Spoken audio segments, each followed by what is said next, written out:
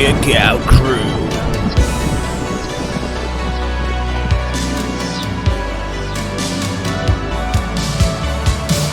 James L. Corey.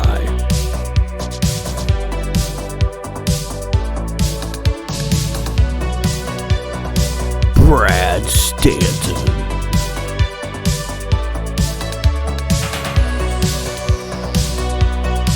Coach Rosie.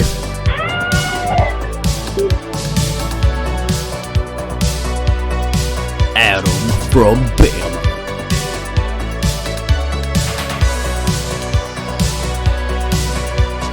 Mike Whitaker.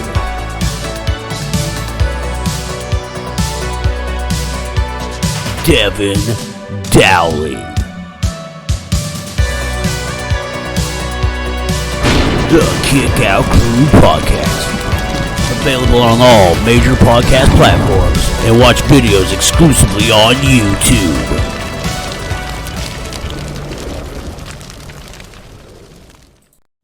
Well, ladies and gentlemen, welcome to episode 36 of your show, The Kick Out Crew. That was for our 3D watchers. You know, we're live and in color on YouTube, and you can listen to us on all your podcast platforms. Get that shit out of the way. That being said, I want to say thank you to Frank for last week's episode, and welcome back, Devyn. I guess Yeah. I guess. And we want to thank everybody for the questions and comments and the positive feedback. But that's enough of me shilling. Brad, you want to welcome our guest on today's episode? Well, I thought James was doing that. Yeah, I can. Well, it always is your show. We got to keep the fun rolling and keep the train going. So, friend of the show, friend of mine, I want to welcome Zoel to the show. So, Zoel, introduce yourself to the people. Yeah, thank you for having me. The one thing I did want to lead off by asking the crew here, is everyone just by default friend of the show? Do you we are bringing our big arch nemesis in this week? Well, when Amy comes on, we'll make sure we say okay. No, that's fair. That's fair. No, I'm very happy to be here. For those who don't know me, my name's Zoel Lopez. Used to be in radio, grew up in the Monday Night War era for wrestling. That's really where I cut my teeth, if you will, and been pretty steady since then. So wrestling's been a big part of my life one way or another. And I'm excited to get to discuss some of the matches here and see what kind of fun we can get into. I like it. Well, welcome to the show. Appreciate you stopping by, as they say. Awesome background. That's what I'm talking about. But anyway, that's enough of my voice. So, Brad, I'm actually going to kick out to you. And, how are you doing this week? All right. So I know I usually have a big rambling moment. So why would I change that today? Now, on Thursday, I went to this place in my neighborhood called A1. A1 is a hibachi restaurant. Me and my buddy went to lunch, like I said, on Thursday. Now, you know how these hibachis are. You sit with other people that you don't know. Always been an awkward thing, but the more you go, the more you get used to it. So there's this obnoxious guy sitting across from us that obviously didn't want us there. He's there with his daughter, has just the white t-shirt on, like he just fell out of bed. And then we have these two ladies that look like they were having a work lunch. The first thing the guy says to me is, "Do you guys mind if we don't have fire? Because my child is scared of fire." Yeah, dude, no problem. I'm sitting here trying to talk. They're trying to talk. I mean, this isn't my first rodeo at this restaurant. I can do without the big flame. Yeah, no big deal. Then he's walking around and he's taking things off other tables. He's taking chopsticks off of tables. He's taking utensils off of tables. I'm like, what do you own the place? Who are you? Can you please stop distracting me? So the two ladies are just trying to have lunch. The one orders a filet. Okay. And she says, "Well done." So he's like, yeah. I just want to have to ask you, did you say you wanted your filet well done? And she goes, yeah, it does. Now, this guy is obviously single. It's quite obviously he's playing the single dad card at this place. And these ladies are there and there's no rings on the ladies. Hey, listen, been there, done that. I know the part very well. I know exactly where this is all going. So she goes, yeah, my husband makes fun of me too. I'm like, boom. Hey, how do you like that, pal? So, oh, you think that's going to stop him? No, sir. So then he says, well, let me tell you how you're really supposed to make your filet. You cook it on 120, and he's going on and on and on and says how to make a steak. She wants it well done. Do I agree with it? No, I do not agree with it, but just leave the woman alone. They are doing everything in their power to keep like smiling at the guy and then going back to their conversation. Smiling at the guy, going back to their, take a hint, pal. Just take a hint, pal.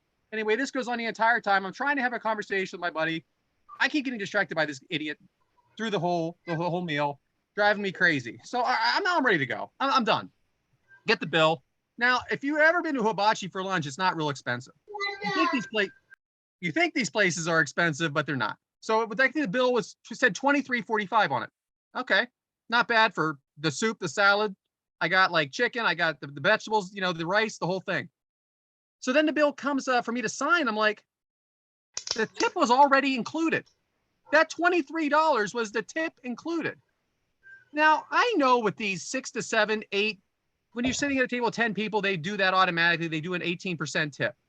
Gratuity. $20 bill, they're already including the tip in a $20 bill. They're that selfish. So, and then the other line that drives you, the additional tip line. Fuck you, okay? You're obligating me to give this tip already. Guess what? This $20 bill, you would have got $5 plus. Easy. I would have given $5 plus. But now that you've already told me I'm $364, that's what you're getting, $364 additional tip my ass. I can't even believe that. There's some nerve that think that. Yes, so, but I know you're taxes. a restaurant guy. You got something to say? You have to tax it. It's stupid to do that. As a waiter, you have to tax that since you put it on there. That's dumb. So, and then I try to tell myself, you know what? The people working there are, Adam, do you have something before I continue? Yeah, you need to just let them know that at your age, they're lucky they're getting any kind of tip. There it is. Especially an extra tip. Right there for the early bird, right? Baboonch. So, that's just it. I don't even know what I was about to say. Oh, okay. So I'm not going to punish the people working there, I'm thinking, right? But you know what? Everybody in this restaurant is like their family. They're all in this together, okay? This was a plan they all came up with. This isn't some 16-year-old girl working at, a Friendly's, okay? This is a family restaurant that said, you know what? They're tipping us whether they want to or not. I am a good tipper. I've worked in a restaurant business. I always take care of the people that take care of me. But I'm not going to be obligated. And then you say, hey, by the way, how about a little extra? Nope. Back to you, James. Yeah. Who double tips? That's all I'm saying. You're setting yourself up for failure. What if somebody wanted to be like a celebrity, tip like somebody reigning by $1,000? You got to take it out. Brad's out there slinging double tips. I can't even sling out a single tip. And you know another thing, though? Another thing? I usually give that the cook a tip. Like a $5 bill, the cook. So wait, so who am I even paying? Who am I even paying? Might go if you're gonna bitch about it. I like hibachi. Speaking of giving tips, Zoe, I was told that you may or may not have used some of my pickup lines from an earlier episode. I was wondering if that was true or not. No, that was very true. And in fact, texted a lady with it, and not putting the cart ahead of the horse, but conversations have been going well. Would you like to disclose which line that was? One of them. Attaboy. I can't remember because they were all so good. I'll have to go back. You know what? Let's do that as a follow-up. I will share the screenshot and then tag it on the socials. Yeah, and just delete the name and number. You know what I'm saying? Oh no, that's a good point too. Yeah, I didn't think of that. Confidentiality. Our millions of fans, we have 4 million followers on Twitter, so it could get in the wrong hands. Yeah, but no, it's dad jokes, especially at 38, dad bod, balding. I gotta go for the dad jokes at this point. So tremendous. It's a bold strategy. I'm glad that there's a public service. Right here. See, that's what we do here on your show. You know what I'm saying? I'm 38 also, so I understand completely. Have you used any of your own lines, Adam? Mm-hmm. When you're a Southern gentleman and look as good as I do, you don't need lines. There we go. See, especially when you got a pretty head full of hair. There it is. Oh, I get it. There I it get it, is. pal. You know what? Anybody can get girls looking like that. Try to get them looking like this. Okay? Thank you. That's what I'm saying. You think you're a pimp? Have this body and get ladies. I'll put it that This way. is where skill comes in. Yeah, for my real. friend. Skill. Finesse. You got to be able to talk because you don't look that good, so you're already -1. You know what I'm saying? So you got to over deliver to make up for that -1. You know what I mean? You want to talk about selling? Huh. Well, and That's you've also got to be able to understand how a tip works. Whenever you're out on the date, like you got to woo them with the tip. Whether or That not came they've out already completely. included it. You gotta make sure not to over deliver on the first round too. Never over deliver. Under promise, over deliver. Wait, what is it? What the fuck Manage are we expectations. Managing There expectations. you go. You gotta start out 50%, then maybe 60% second time. It's like a ratio. It's a process. This is already the best show we've ever done. talking- Here we go. There it is. I mean, there's I fucking there's, love That's it. the best show we've ever done. there's a formula. There's schematics to this. You know, first round, 50, 60%. If you go swinging for the fences 100% first round, what you gonna build up to, man? Come on now. This is Exactly. Steiner math. I had This a is buddy- Steiner math. Bomb blow in the first round, what you gonna, I had a buddy at the fraternity house when I was in college. He said, go ugly early and avoid the rush. He's like, here's the thing. Like, you can try for the hottest girl at the party, and then as the night dwindles down, like, everybody's going to attract their attention to her because, you know, it's the end of the night type thing. And she's going to have her pick of the litter, so to say. Pick But your spots. if you go to one that's like, this is totally degrading, I guess. But if you go to one that's like, a little less, then by the time, by the time the night comes, there's no real rush, I guess is what I'm getting at. what is that on 40-year-old virgin? They're trying to tell them to go in there and look out for which girl. Make sure she's a little tipsy, but not falling down tipsy, and not throw up in her hair tipsy. There's that fine line you gotta Right. walk. I love that movie. One of my favorite all-time movies. Tyler probably should clip that part out. Yeah. The lines just said we're not supported by all of the Kickout crew members. But you know what is Hey, sexy? it's all in Consent. humor. It's Consent okay, is sexy. Consent is very sexy. Yeah, for real. Very You don't, subtle. you don't have to Very worry about good. consent when they're the one leading the charge. All right, let's just leave it Oh, there. we're canceled All right, back already. to you, dude. All right. When you find the dominant one, you ain't got to worry about it because they're already. Grocery I love store. Ray and Ripley too. That's all I'm saying. And so thanks, Brad, for all that. Yeah. Good talking so far. Boy, it went from the best to the worst in a fucking matter of seconds. But hey, what better way to swing it back up than Mike? So Mike, what you got this week? I hate when I have to follow Brad because he always has like some big ass story or something. Something always happens to Brad. For Are real. you scared? Do I need to step in and take your spot? No, Wait. it'd be the same I anyway. ain't scared. I've been off for the whole past week. I've been at home because it's been cold, wet, and rainy, and I ain't been doing nothing. So, Not driving a forklift? not at home. I'm not. I'm been stuck here at the house. It's cold, wet. Why would It's you have a rainy forklift at home? I don't know, but I need to buy one. Enthralling. So I can go check my mail. and Yeah, drive I around could the see. I could see a car pass, and there's your kids on the forks of the forklift jumping around and swinging and everything. And Mike's Yeah, put a driving swing in on the it. front yard. Yeah, bring it all the way up there. They can jump off of it onto the trampoline into the pool. That would be amazing, right? I like it. Oh, I'm down for that. Yeah, we need to have that by January 13th now. Okay, I'll have one. I'm buying a fork truck. I think we got a wrecked one at work. I can buy from.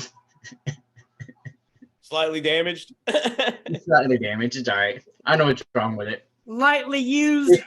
E-brake don't work. Throw a rock under the tire. I'll be good. That's what ditches are for. That's right. What do they call it? The chalk? Chalk your tires, man. You're good. Yeah, that's what I said. Put a rock by the tire. I'll be good. So I you did don't right got now. nothing? You got nothing? I really have nothing. I Your really have topic- done Your nothing. topic is you're not following my story? Kids opened up Christmas presents. I had a wonderful Christmas morning, and I've done nothing. Put together some right. toys. That was awesome. I really am. I've been bored this whole damn week. Fuck Wow. yeah. All right. That's right, everybody. Forgot that. I hope you all had a Merry Christmas. Yeah. putting together toys. You know how much you know how pain in the ass it is putting together a toy when the kid's wanting to play with the toy while you're putting it together? Yeah, that's why you do it ahead of time. Yeah, no, that shit ain't gonna happen. Just put a damn bow Okay, on it. apparently you didn't utilize the Santa's elves. Depends No. on yeah, depends. Yeah, not all the time. I tried. Then you try and put it together at 1 o'clock in the morning, and they wake up and want to come out in the living room and hang out, or go in your bedroom and hang out. It's fun. That's it. I'm good. All right, James, back to you. Well, Back to James. well, thanks for that, Mike. Glad you had a Merry Christmas with the kids. And boy, it sounds like things are moving so fast for you, you didn't even know what to talk about there. Pretty much. So I get you on that one. But well, hold on. All right. Well, all the bullshit aside, I guess it's time to get down in Chinatown, as they say. So Brad, what is today's agenda? Okay, today's agenda is our beginning of our rival series. Friends of the show, Allison Faye and RJ picked these rivals. We have Piper and Hogan as a rival, and we have Shawn Michaels and Undertaker as a rival. The matches picked for today are WrestleMania 1, and which was Mr. T and Hulk Hogan versus Paul Orndorff and Roddy Piper. And we have Royal Rumble 98 with Shawn Michaels versus The Undertaker. So we are kicking off this series, heading into the new year. Take it away. Well, and here's the thing I also want to reiterate. We do have the good rivalry choices and, things like that. And we're not going to pick like the generic matches. That's not what we're going to do here. So, yeah, people are going to pick big rivalries, and there's a lot of good ones listed. But we're going to try to steer away from matches that probably have been covered 1,000 times. Kind of pick a couple of odd ones, as they say. That being said, WrestleMania 1, huh? Nobody's ever seen this. No one's ever heard of that one. Talk about starting small. Only the biggest event in the history, right? Right. At least at the time. We're such Oh, assholes. Man. We are so full of shit. We have a Royal Rumble here, and we have WrestleMania. Yeah, man, we need to steer clear of this big shit. One you may have never seen before. Never heard of it. WrestleMania 1. Anyway, So, at least we can laugh at ourselves. Who actually picked this rivalry of it's Hogan That and would Piper? be that would be Allison. Allison. Yes, the Hogan Piper's Allison. Well, Allison, glad we could honor your choice by picking a tag team match with them. What better way to honor your rivalry choice than being like, fuck it, we'll do the tag one. She's very excited. Very excited. Right? I wonder why she didn't pick the Acclaimed. I mean, everybody loves the Acclaimed. Everyone but her. Right. She's got company in that one. But anyway, match number 1 is from WrestleMania. No one, actually, because they didn't call it WrestleMania 1 technically. That being said, what we're talking about. It's Hulk Hogan and Mr. T versus Roddy Piper and Paul Orndorff from the inaugural WrestleMania. It happened March 31st, 1985, from Madison Square Garden in New York. It attendance of 19,121, and the match length was a little over 13 minutes. But my thing is, Devyn, start spreading the news. How did we get there? Yeah, of all people, I love that you're the one giving us the background on WrestleMania 1. What were your parents? Yeah. 5? Boy, that wasn't confusing, Brad. Oh, yeah. Well, thanks. I was trying to listen to Kevin I Nash. wasn't even alive. His parents probably weren't even alive. All right. So my dad was alive. I'm not sure about my mom. Oh my gosh. But this started actually way back in the early 80s. This is one of the biggest feuds throughout the 80s, 90s, and actually into the 2000s, where it spanned across the WWF, WCW, and then back into the WWE. They'd fight at a lot of pay-per-views, that being Hulk Hogan and Roddy Piper, starting at WrestleMania 1 here, the Wrestling Classic in 1985, Starrcade 1996, Super Brawl 97, Halloween Havoc 1997, Fall Brawl 1998, And then finally at Judgment Day 2003. That would be when Roddy Piper would return at WrestleMania and help Vince McMahon defeat Hulk Hogan. And he was supposed to retire at that moment, but this match we're talking about today is WrestleMania 1, Roddy Piper and Paul Orndorff versus Hulk Hogan and Mr. T. It all started actually at the war to settle the score when Roddy Piper was facing Hulk Hogan for the WWF Championship, and Hulk Hogan would win via disqualification when Cowboy Bobby,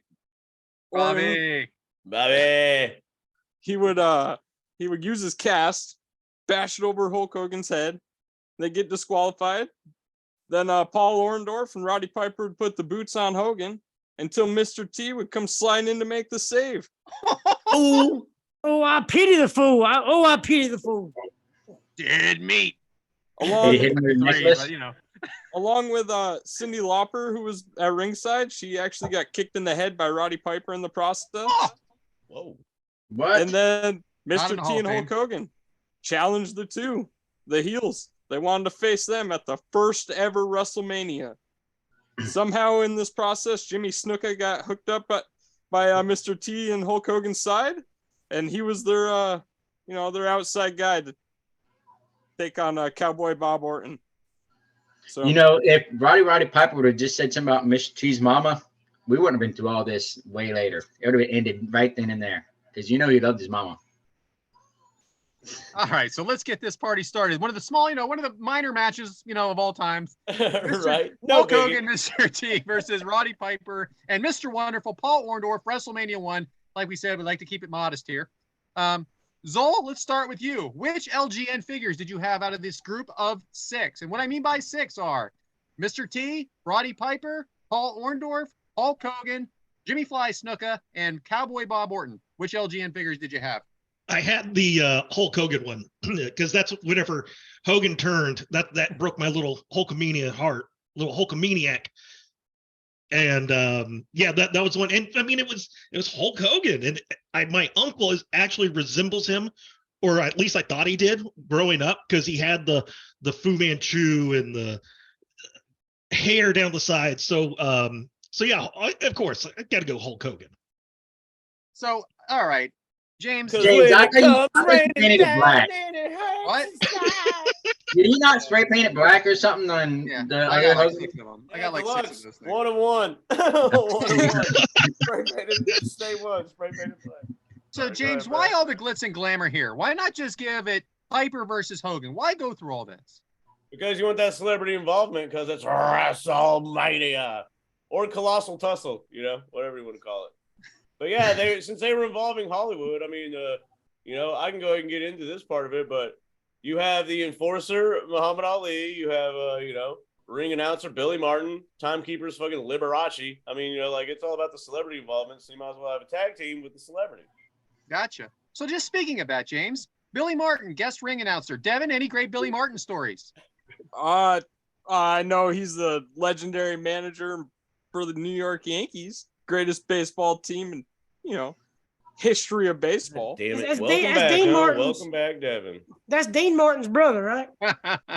Yeah. Liberace is the guest timekeeper, like James said. Mike, any Liberace stories? Yeah, he did. He was a timekeeper at WrestleMania 1 in the Hogan match.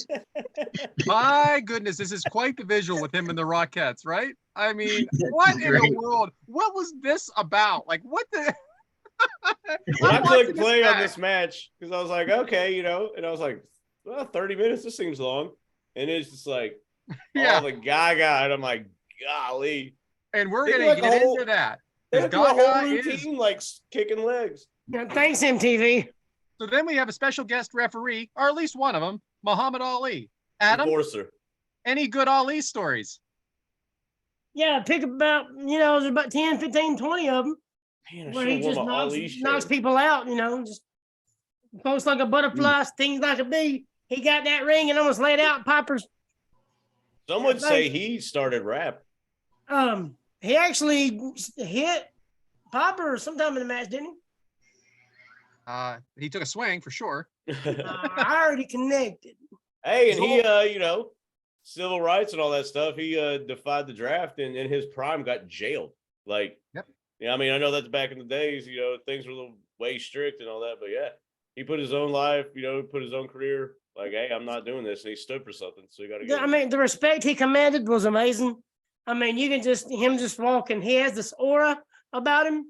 I mean, even back then in '85, he has this just this surrounding thing about him, and just to be next to him back then, I can't imagine. And when he had the torch in '96, shit, son, ain't nothing bigger than that. But Zoel, so I didn't watch this. Obviously, it wasn't live. Period. Okay, it was actually taped to begin with, and I believe closed circuit was the main source of it back then. I did not watch it that way. I watched it on VHS from Blockbuster. How did you watch it for the first time? On Peacock. Motherfucker. I am so old. I'm so old. No, because Peacock, not even the freaking network, WWE Network. It was Peacock. No, actually, today, whenever I was studying for the show, was the first time I've ever saw it. You've never seen this match before? Nope. So I was watching it, dude. I was a kid, man. I used to rent Wrestlemania. So you watched it yesterday, is what you're telling me? Yeah. So I got to experience it for the very first time. Devyn, what is this bullshit? Clapping. What are you clapping about? I've seen WrestleMania 1 3 or 4 times, probably. Why are you asking you? Why don't give a shit? Why are you clapping? Because he's watching it for the first time because of being on the show. I was clapping for his experience. And Devyn's watched the whole pay-per-view about 6 times. Yeah, he probably watched everything. He probably watched the whole rock and wrestling thing again. Went back. What happened? But it is. Thank God there wasn't a Rumble because he didn't go that far back. Yeah. All right, James. Why 2 referees? And was that second referee looked very familiar? Well, number one, Muhammad Ali was a special enforcer. Okay. Which, later on relating to, we have a boxer enforcer, but, I digress. But yeah, that referee had a pen, had a pen. You do this. Go banana. No, Pat Patterson was a referee. Absolutely. But do you know why? And he did a hell of a job. Do you know why he was appointed referee? Why, Adam? I want to see if anybody else knows. Oh, you son of a bitch. I know why. Then tell us. Oh, because this isn't a pop quiz. No, I figured. I mean, they've told the story before. It's because of Hogan and Mr. T. He just put his mute on.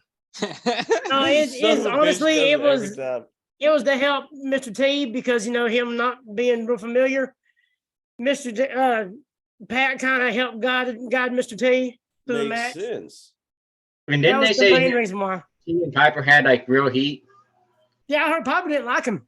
Oh yeah, he hated Mr. T. He didn't want no celebrity involvement. But Mr. T was so big then. All over the notes. Oh, my gosh. But that's why Pat Patterson was out there because he kind of kept Mr. T in line and his points, like different stuff you need to be doing, his time cues, all that stuff. So we have an entrance by Piper with the full bagpipe band. Devyn, tell me about this entrance. I loved it. Oh man, it was great. It fell straight out of Scotland. Like they're coming out in the full kilts, playing the drums, the bagpipes. It was that like great. Straight out of Compton? Yeah. Well, I used to be a bass drummer and snare drummer in high school in the marching band, so I love every time marching band's involved in wrestling. Scottish with attitude. So, Mike, what is your favorite bagpipes tune? Riding Around the Peppers theme song. No, shipping up to Boston. Anytime he can grab him bags, he's good to go. Devyn, was Piper the best heel so far, like up to this point? And if so, who was better and who's better now? I don't know about wrestling before this point, so yeah, I'm gonna go with that. You haven't watched any NWA from the early 70s? Not much, other than the episode we covered earlier. Man, Baron von Raschke. Getting all the info here. Yeah, thanks a lot, Coach. Yeah, Cowboy Bob Orton with him. Adam, any family Ace lineage Cowboy. here? Any family lineage here with Orton? Anybody else? No, I'm not related to any of them, so I don't know why you asked me if I got family. I know he's got a son or something that wrestles. Yeah, I believe. Yeah, well, how about for the fans at home that maybe don't know, or maybe the people at home, a fan of our show that don't know wrestling? Who is it? Oh, so a guy named Randall Keith Orton. Probably one of the best wrestlers of all time. Randy. It's Randy. Randy. Three of the Possibly most coming back for the devastating Royal words Rumble. or letters, whatever. All right. Hogan's music hits, James. Now, I mean, when that music hit, how did you feel?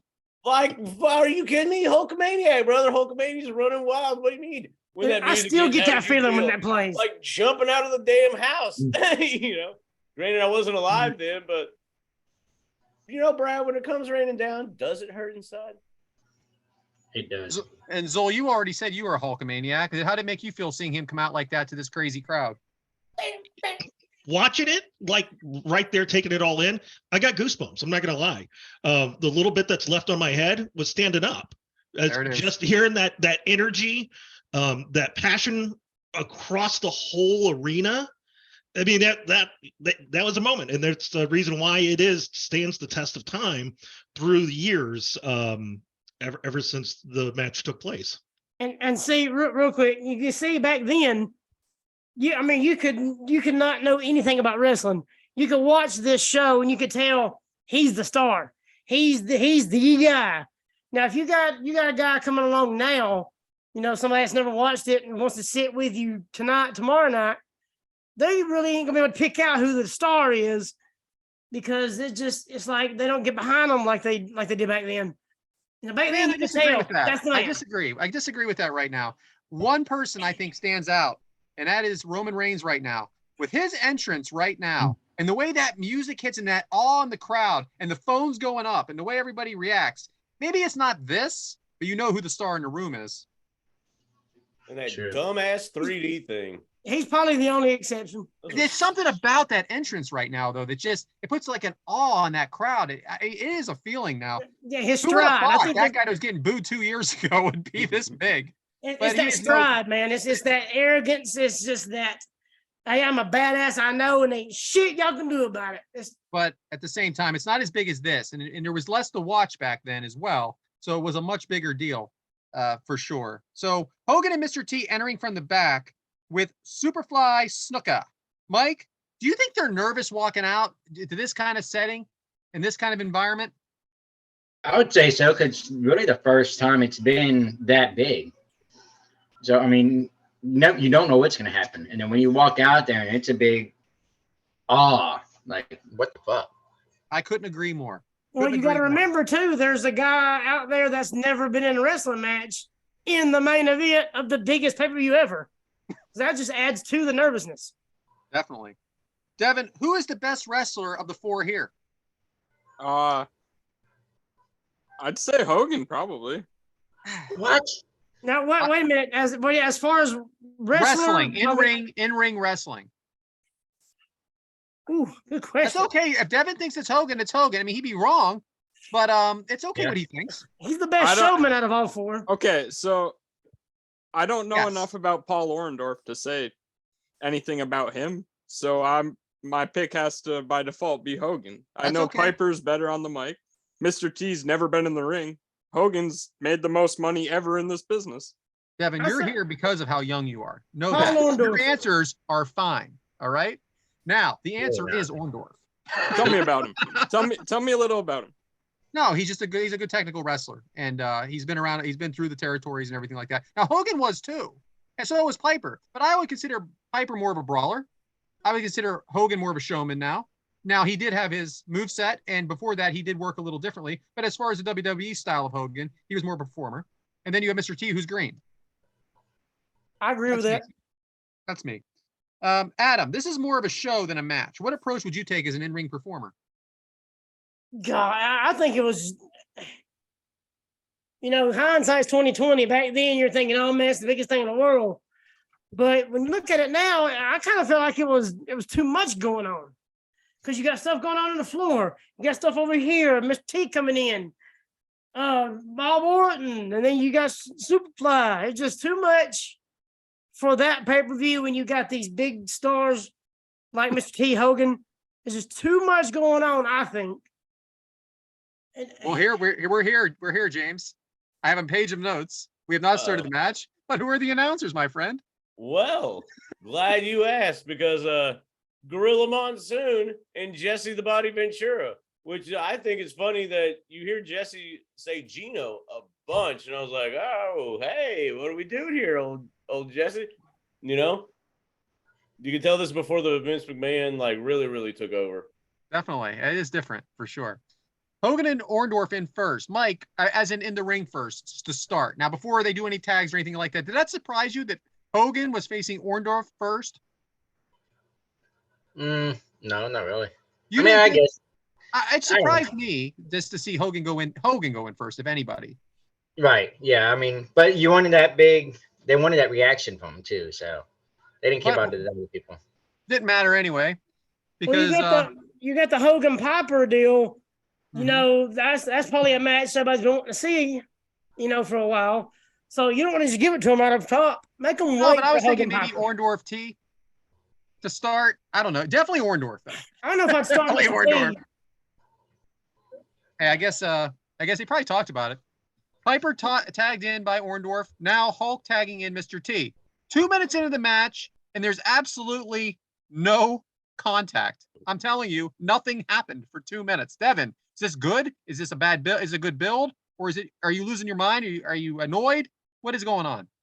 So the fans were loving it. So, I was entertained. I was just sitting there enjoying the moment. It's kind of like a few weeks ago, we talked about the Triple H Chris Jericho match, but we talked about a few matches before that, Rock versus Hogan. They did the same exact thing. Where you just let the crowd build and build. That's all you had to do back then. That's all you had to do. First contact. Zoel, do you agree with that? Would you compare that to Rock and Hogan? Oh man, yes, for the time, yes, because you have so many different strong pop culture icons inside that ring, and it would be an apples to oranges comparison, but it's still fruit, Yep. Mr. T and Piper nose to nose. Piper smacks Mr. T and takes him down. Mr. T gets out. Adam, it has been said that we and you talked about this earlier because that's what you do. You talk about my notes earlier, even though you didn't read them. Piper didn't like Mr. T. Why do you think that would be, though? We didn't say why. Why would that be? Because Roddy Piper was one of these old school guys. You come in, you're a wrestler. He was trained in Portland. I think that's where he trained in Portland. That's where he got big, was in Portland anyway. I'm sure I'll get corrected about that. But, he's looking at Mr. T as an outsider. Back then you protected the business. You didn't have outsiders coming in thinking, oh, they can do this. Oh, that fake crap, we can do that. No problem. They protected it way more back then. So you don't think it was about, so it didn't matter, money didn't matter to him? I don't think so. I think it was just strictly because of the business. Kevin Nash he's would on agree, record I'll tell you saying that. he hated the Mr. T like big time. Kevin Nash would be all about it. I'll tell you When that. they were right slapping each other at the beginning, man, I wonder if a couple of those were like. Which I guarantee you, the way Popper was, I bet you he told Mr. T, look, if you're gonna be in the ring with me, and if you're gonna slap me, you better bring it because I want it to look good. Yeah, this ain't I Hollywood. told him you better bring it. If we're gonna be in the ring together, you bring it. Yeah, man, they were about as stiff as Sheeta and Hayter. Because I guarantee you, if Mr. T would have brought it half-assed, I bet you Roddy Piper would have tried to lay his ass out. That's what they did back then. Fireman's carried a Piper from Mr. T, drops him. Most action so far now, but all of a sudden, we have all four men in the ring. Zoel, are you bored? Are you excited? You annoyed? Man, and again, this is looking at it through the lens of today's product. It definitely felt like controlled chaos. There wasn't a flow to it. There wasn't a here comes this spot. So I actually enjoyed it a little bit more because it is different to what we see today, where it is very scripted, laid out well in advance. Whereas it felt like anything could happen. Maybe Mr. T gets in the way and Muhammad Ali knocks him out. Maybe it's going to be Piper. It was just, I loved it. I loved every bit of it. Amazing too. Here we have something that's totally not scripted. It's probably one of the biggest matches in the history of the business, and they didn't plan anything. Let's just go. Let's just call it in the ring. Well, that's like what Adam was saying earlier. Like, fucking having old Patterson in there. Like, all right, now you do this. All right, now you do this. Like with Mr. T, like coaching him through. Muhammad Ali in the ring now. Orton in the ring. Snuka about to go off the top rope, but just gently jumps down. That was interesting. James, did you feel at this point there was too much? It did kind of, it seemed a little out of control, I guess you could say. Kind of like what Zoel was saying. There was a lot going on, and it was, I don't know, how can I say? There was too much to capture at once, I guess is what what I'm getting at. Like you couldn't focus on just one thing because you had to focus on like everything. I mean, I understand the mindset back then because it was the first one. They want to bring all these stars, bring attention, bring as much attention as you can. I understand why they did it, but I think they you want to have all this like shit going so the crowd's like cheering and amped up and all that stuff. Yeah, I think the action was spread out too much. It was too much going on in too big of an area. What do you got, Devyn? Do you think that part was kind of planned because they felt like they needed a role for Muhammad Ali during the fight? Like plan Orton and Snuka coming in, make it look all chaos so he can definitely think the Ali parts were scripted. Yeah, he come in 3-4 times. They'd have to be. They'd have to be, right? Yeah. Plus, he's not really like he wasn't really all there either. Like, hate to say it, but he was going through some things now mentally. But so JR, I know JR's talking about how he stayed in the back with Muhammad Ali, teaching them what a working punch was. And Muhammad Ali was practicing with JR what a working punch is. Yeah. And so they had to tell him all that. So yeah, it wasn't the worst Ali was, but it wasn't his best time, obviously. Yeah, what is that, Zoel? Oh no, I was just to say too, keep in mind that during this time frame, during this time period, whenever the match took place, the peek behind the curtain, if you will, about pro wrestling and outcomes being predetermined and whatnot, that still hadn't been widely publicly known. So this still had that true big fight feel. So, that was something that they no doubt had to work in. I never had that feeling because my dad let me know from day one. Well, and if you have Ali there, of course you're going to have a spot where you get him on camera. Sure. But having said that, Mike, you there? Who did it better? Who did it better, Tyson or Ali? Tyson. Oh man, you pissed off some older people. He was more involved though. Tyson was like more involved in it though. Send your hate tweets to @YesManBrad. Yeah, of course. Why not?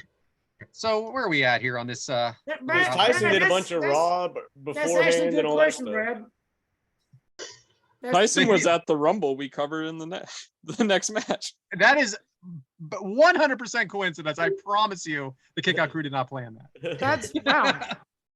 I never thought about that, Brad. I'm glad you brought that up. Awesome. You look great, by the way, Adam. Yeah. The heels are leaving. They're leaving the ring. Freaking Devyn, explain to me why do you do this? I think that's just them being the cowardly heel. Say screw it. Let's just leave. He's a heel. Out of here. But you lose. You lose if you get counted out, correct? They're in the main event. What else do they need? But Hogan stopped Patterson and then almost like, and they still had like an hour left in the pay-per-view, so they could spend all the time they wanted. I think it's heat, brother. Because they were already throwing trash when Piper and them came in the ring. And then, when they were leaving, it's like, oh, look at these pussies, so then when they came back. That's that old school heat. If you guys don't quit yelling at me, I won't wrestle. I'm going to the back. And they start getting louder. If y'all don't shut up, I'm going to the back. That's just that old school heat. Then out of nowhere, we have all four men in the ring again. Atomic drop from Hogan to Piper, then a distraction to the ref. Rake of the eyes from Piper to Hogan. Hogan tags in Mr. T. There was just a terrible double team to Piper. Slam by Mr. T gets a huge pop. Then a hip toss by Mr. T to Orndorff. Adam, how much training do you think Mr. T did? He did the hip tosses look all right. The slams look okay. That's your basic stuff. Tucking your head. He didn't do nothing spectacular. He probably had about an hour or two of training. Not a whole lot. That's your basics. Do you know his background? Do you know his background with fighting? Other than being on the A team, no. Yeah, so he was the tough man competitions. He was a fighter, real fighter, but not a wrestler. Obviously, two different things, like a butterbean, like the way he was before he went professional. So just that Philadelphia people know crap like that. Just like Kimbo. Yeah, Kimbo Slice. There it is. Yeah. There it is. Yeah. Kimbo's good till he got hit. Big boot from Hogan to Piper onto the floor. Chair on the outside to the back of Hogan. 2 ref, no DQ, James. Cushion side down, baby. Did you see the cushion side down? But yeah, I mean, No, but they were looking, Yeah. right? well, you have a referee and an enforcer, and they're just like going wild on the outside. Gaga. Gotta love I've it. never been hit by a couch cushion before. Oh, yes, you have. Oh, They'll yes. give you some stitches if you hit them right. Not in the ring, I haven't. Oh, we didn't say the ring, buddy. You didn't say the ring. Piper and Orndorff double teaming Hogan. Mr. T breaks it up, and again, there is no control in this ring. Double atomic drop to Hogan. Is this Stupid. atomic drop the move That of the looks night, Soul? stupid. Yeah. I mean, but it's such an easy selling point too for both. Kind of like what Scott Hall said. Hey, work in those holds so that way they can put you over. That's what immediately came to mind whenever I saw that spot come up. Suplex by Orndorff to Hogan. Tag to Piper. Piper slugging Hogan. Kick out crew at 2. James, There it is. do you think anyone in the arena gave Orndorff or Piper a chance to win this match? You say me? No, I sure did, pal. Okay, sorry. Oh, 'Cause I was yeah. talking and I was like, I think he said James. I mean, it seemed like in the back of your mind, obviously you probably knew who was going to win. It's MSG. It's the first event. Of course, you got a Hogan must pose type thing. I know that wasn't necessarily this point, but I think you get lost in it sometimes when you're at live wrestling events. Like, of course, you're going to live for the moments and the spots, but you know what the outcome is. Devyn, why didn't Hogan want a count out win earlier in the match? I think it's just, he's a good guy. You want to win by pinfall. You don't want to take the count out, cowardly way out. Yeah, it's a big That's a- event. If the Good heels answer. walk out, they get their way. Make them come back here and face me in these ropes. Backbreaker by Mr. Wonderful Paul Orndorff. Orndorff off the top, blocked, I guess, Mike. Did it look like he hit it or not? Depending on what angle. If you're in the far back corner upstairs on the 3rd level, looks perfect. Totally agree. But for TV, TV, it sucked. tag to Mr. T, slugging it out. Devyn, is Orndorff wow. Can't read my writing, Devyn. Atta So I guess boy. we're here for another day, pal. Oh, here it is. Do you think Orndorff's stealing the show at this point? No, I mean, I think all 4 of them. Let's The just say crowd's this. popping As for an everything. in-ring performer. Like as Oh. someone Yeah, he's being great, like selling stuff for Hogan and Mr. T. He's he's doing that Dolph Ziggler role. Well, let me take it a step further, Adam. Do you think that Orndorff's in this match to legitimize this match? Well, I think he had a background or like a thing with Hogan not too long ago. And I think there's one time they ever called him Paul Orndorff instead of Orndorff. But other than Paul Orndorff back then, who would you put in that spot? Well, I don't know, and that's the thing. Like, he's obviously the odd man out here. Like when you think of star power, okay, Mr. T's obviously a huge TV star. Hulk Hogan's the biggest star in the business, and Roddy Piper's the biggest heel in the business. And then you have Paul Orndorff, who's an excellent wrestler and is a big name, but is in comparison to the other 3 not as big of a name. However, when it comes to the in-ring, he makes it legitimate. He gives it a realism to me. He You had agree? that look too. He had that good look. Oh, He he's was in massive. perfect condition. And it was huge. Mr. Wonderful. I had the LGN, by the way, and I also had the Piper one, and I also had the Hogan one. I had the Snuka one. I don't think they made a Bob Orton one, but Ace Cowboy. I like how they kept saying Ace Cowboy. I don't know his past really, but I was like, damn, because you just hear Cowboy Bob Orton, not. I had something Mr. T, but it wasn't Cowboy. like a wrestling figure. It was something else, like an A-team figure. But Piper with the front face lock on Mr. T. Wonderful Piper both in the ring after Hogan is tagged in. James, has Patterson given up at this point? No, because he's still jumping around trying to keep order. But I mean, when you see it, it's like, damn, this dude's just letting everything go. But he positions himself to where his back is always like to the action, so to say. So he doesn't really see a lot of it.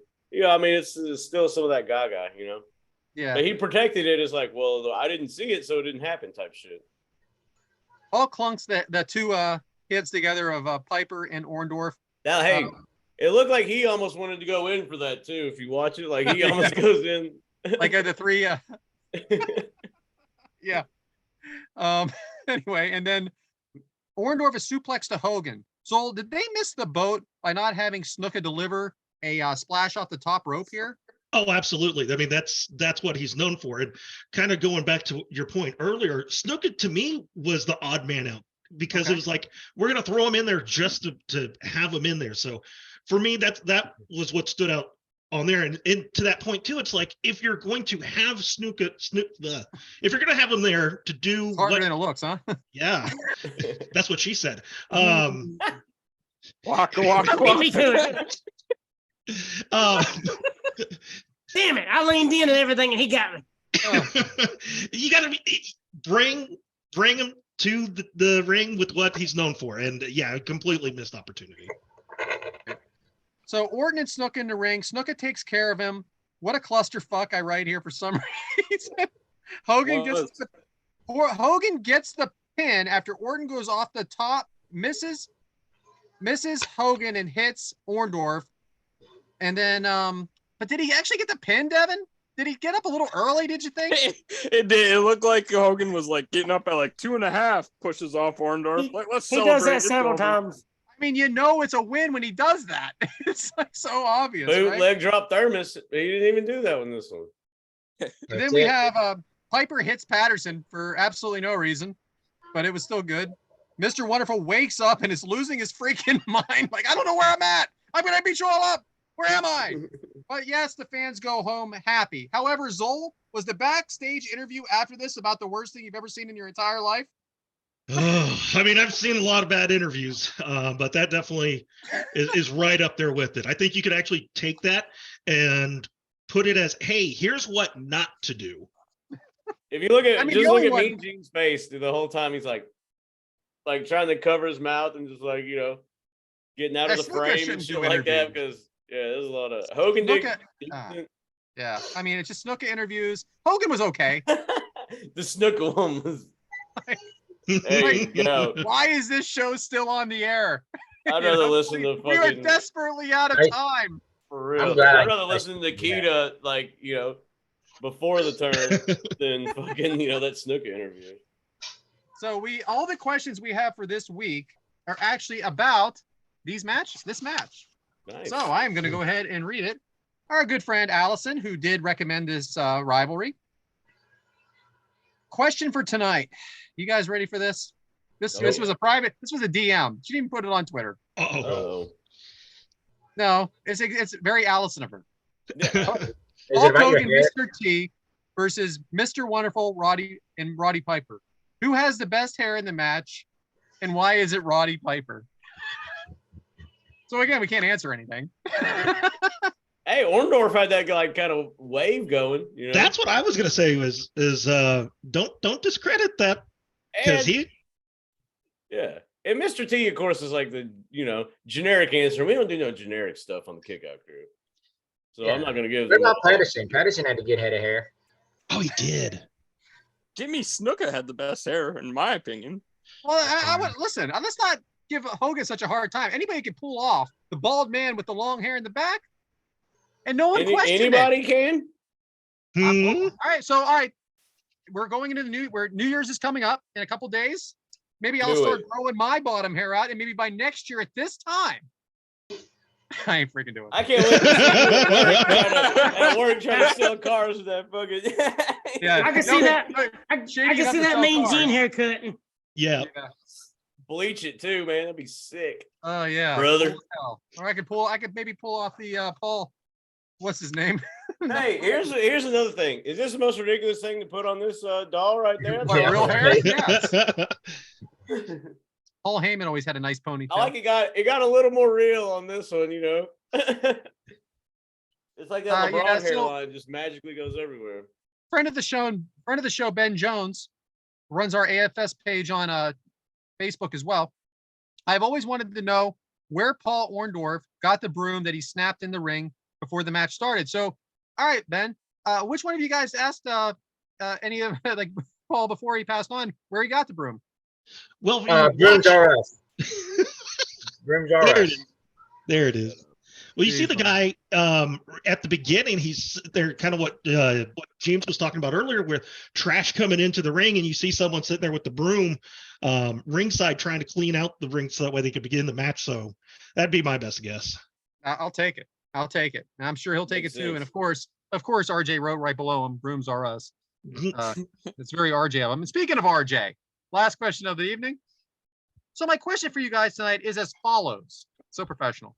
Fuck Just like Hogan and Mr. T went over Piper and Orndorff, who in the professional sports would represent each tag team, and why would Hogan and T be the Bills and Piper and Orndorff be the Chiefs? Go Bills! I don't even know. Yeah, none of these are even questions. Is yeah? What is the question? What's I don't the like question? either team. So would Roddy The question Piper is, and he Paul knows you're Orndorff, here. would He they knows be you're here. considered as the Chiefs? As the Chiefs, I'd call them more like the Dolphins. And to be honest, I mean, that's the type of question I would expect from a Bills fan, where it makes Boom. no sense. They have a That ton was of a it. They have damn a good great rebuttal. history of winning, a great Super Bowl record. Always coming in a clutch in a Super Bowl for sure. 0 for 4. Great job, guys. Anyway, Woo! that being said, that will be all for this match. Back to you, James. The Bills.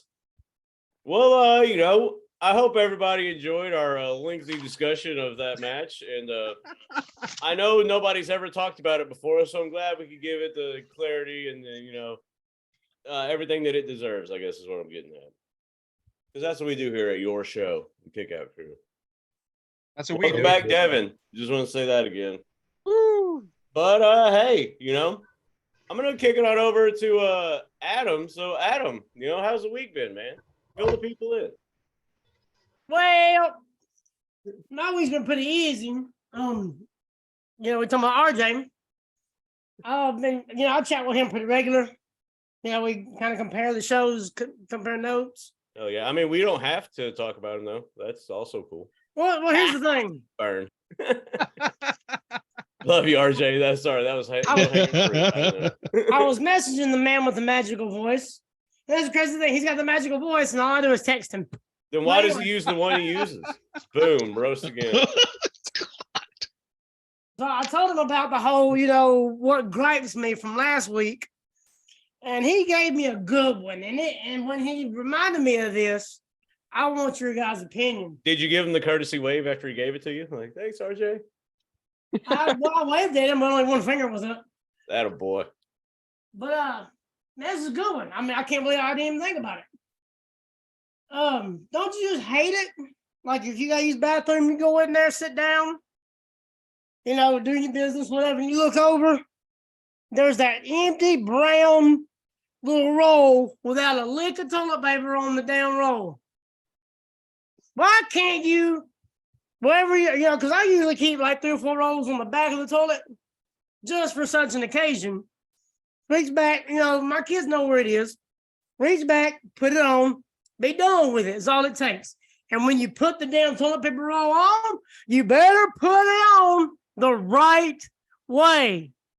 It goes over the top. It don't go back towards the wall. That's psychotic shit that the people in Russia do. No, we don't do that here in America. Americans have their toilet paper over the top. Sylvester Stallone. That's how we do it. And then the other point he brought up was, you tell one of the kids, whatever, my son was 13, hey, son, take the trash out. I take the trash out. Thanks, son. And so I got a piece of paper or whatever, go in the kitchen, ain't a damn bag in that damn can.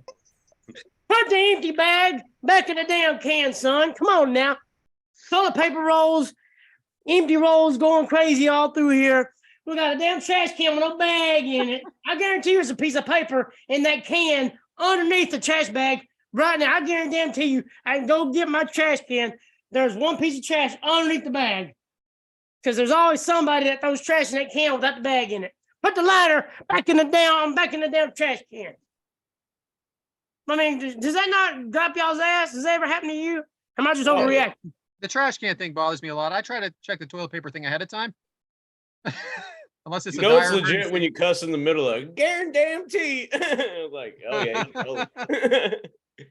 Your son is sitting in the other room right now. Like, I got yelled at. I yelled at for a week ago for that.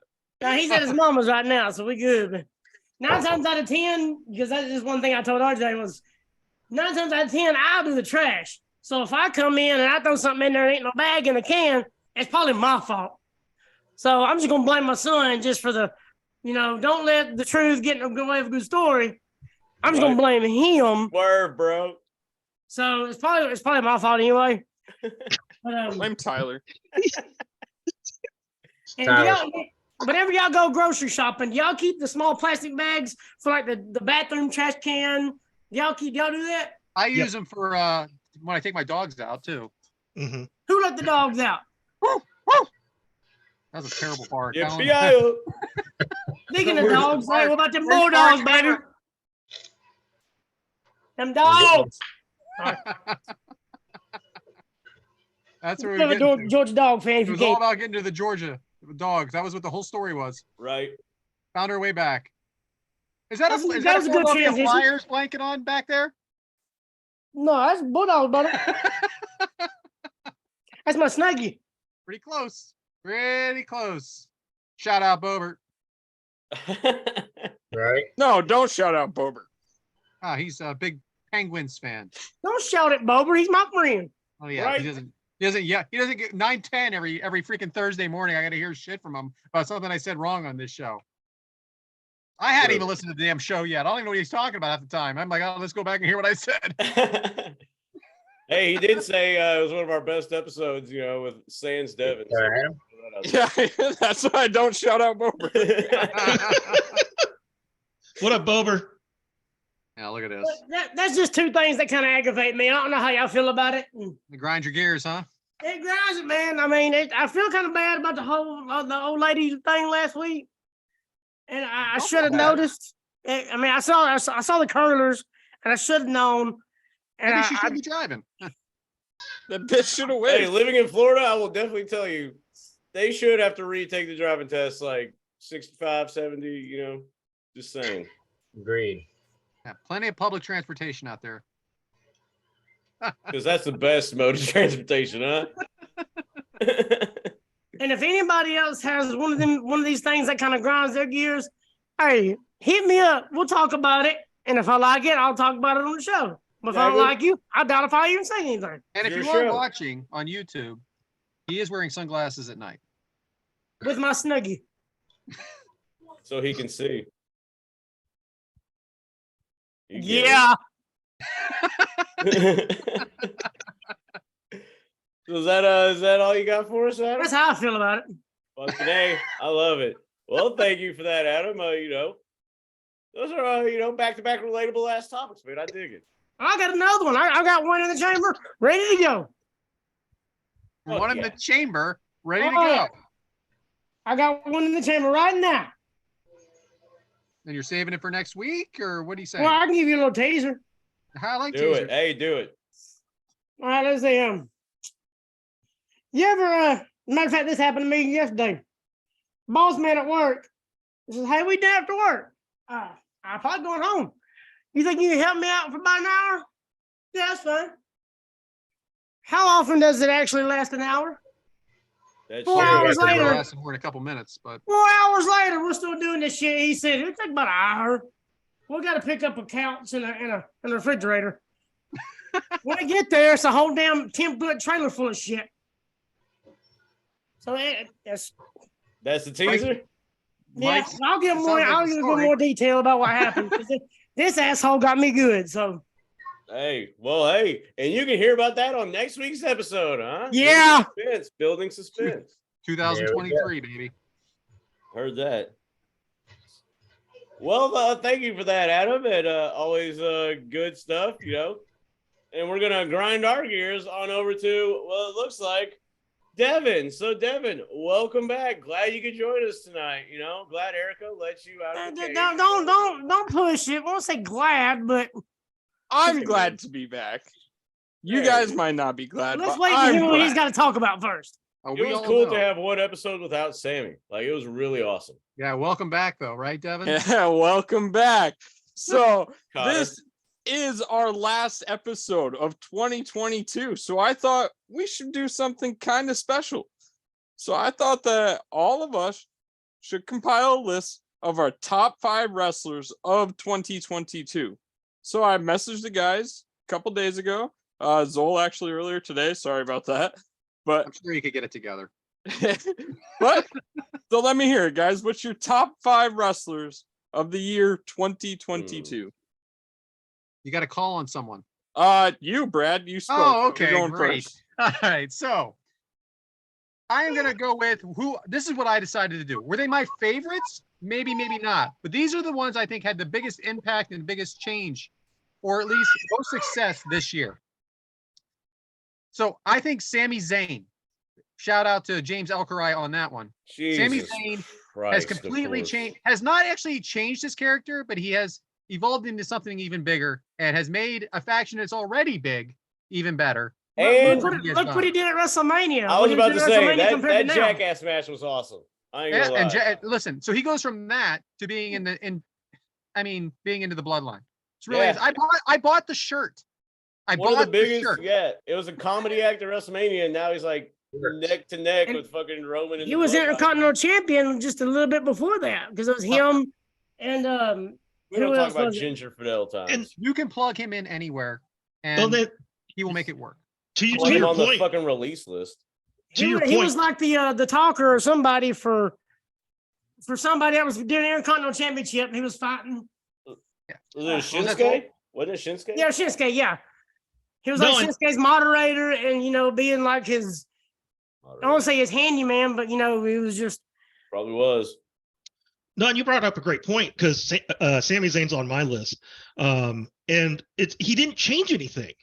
He didn't change his presentation, didn't change his hairstyle, didn't change his ring gear. I mean, he was consistent, but yet got better and better throughout the year. For sure. The second person on my list is someone who has had tremendous success already in the WWE and in AEW, but consistently, I would say probably top 2 most popular wrestlers at AEW, gets the biggest pop every time he comes out there, and that is Jon Moxley. Jon Moxley was champion, then he wasn't champion, then he was champion again. And even when he isn't champion, he has a presence about him that he is the best. So he is my number 2. Number 3, I know this is going to get some heat, Mandy Rose. Now, I know recently she is no longer with the company, and that is a shame, but was champion for an entire year, reinvented herself in NXT, had a brand new faction that totally worked. Toxic Attraction, worked what she did best, her looks and her abilities. So she's no longer with the company, but she will land somewhere, no doubt about it. Dyed her hair brown. Yeah, and then it went back to blonde-ish. The day she got fired. Hey, she got a tan ass. Or, never mind. Second woman that has gone from maybe mid-Carter, but rubbing up against top stars to being the champion now is Jamie Hayter. Jamie Hayter was maybe no one would have thought she'd have been the champion 6 months ago, and here she is now, the champion, women's champion AEW.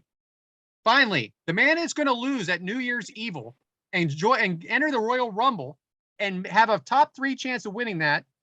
But it is Braun Breaker, who has had a hell of a year and a hell of an impact in NXT. I do think he is going to lose as we record this, or as this airs. New Year's Eve will be in about 5 days. And I say he does lose to Grayson Waller and enters in to the main roster. That's a good list, Brad. I was ready, buddy. See, when you give me 2 days, look out. I should have gave you less time. All right. I don't know what I would have done. Who wants to go next? Mike? I'll go. Why not? Follow me again, huh? We got, let's see, another one I think has a great year is, of course, the fine-looking Alexa Bliss. What the fuck are you talking about? She's so good-looking. He's been there maybe 4 months. Listen, look at the stages that she's been into. This is complete bullshit. This is so awesome. How? But she hasn't even been there for 8 of the months. Yes, she She has. was a tag team champion. In January? She went. Yeah, but she went through the whole thing with Bray Wyatt, like just her character thing. 3 days? I'm sorry, Mike. Fuck up, Brad. I know. Let's see. Another one could be. I like Moxley. That's a good one. Glad I can help out. Yeah. No, I mean, not like we share our list, Brad. What about this one? This Matt Kyoto. Or Zack Ryder, Matt Guy. Cardona. Yeah, The best referee of the year. Hasn't refed it. He's refed twice this year. I shouldn't that. Woo, He woo, got shot woo. by 1, 2, 3. Y'all know what I'm talking about. That's awesome. He had a No, great no, year. Cardona. Matt Cardona. Yeah, him. He had a great year this year. Yeah, he was great As you can last tell, year. Mike loves him. You know, Mike Ryder, you know. I Yeah. would say Cardona was like an alternate for me. Yeah, he had a good one. I had him written down on the NWA right-hand side. champion this year. Yes. Yeah, that's and big of money. course, we had Roman Reigns. Came in strong, ending strong. Number one. That's what she said. TWI number 1. Number one. How many more did I got? One. That's it. One more. Daniel Bryan. Why? Losing? Jobbing? What are we talking about? Because it's Daniel Bryan. Okay.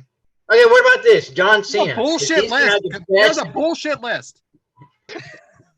I feel Claudio had a better year than Claudio, yeah, I well, here's love another Daniel one. Bryan is my favorite wrestler of all time, besides maybe Hulk Hogan, and I can't even put him on the list. I feel like Claudio had a better year. Alexa Bliss. Damn right, Alexa Bliss. You can She's go on my list, on any list. list. Every list she'll be on. Give me a list and say I can have one female. It's gonna be Alexa Bliss. Okay. Thank You you, could have Brad. had 5 females. Thanks, Brad. Go ahead, James. You're up. You done right James now? or Adam, one of you two. James, go ahead. Soul disappeared. All right. Well, I mean, you know who I'm starting with. Oh. Hangman. Cowboy shit. Are you kidding me? Hangman. Champion at the turn of the year, you know. Saw him at Revolution, beat that baby back bitch, Adam Cole. Baby back bitch.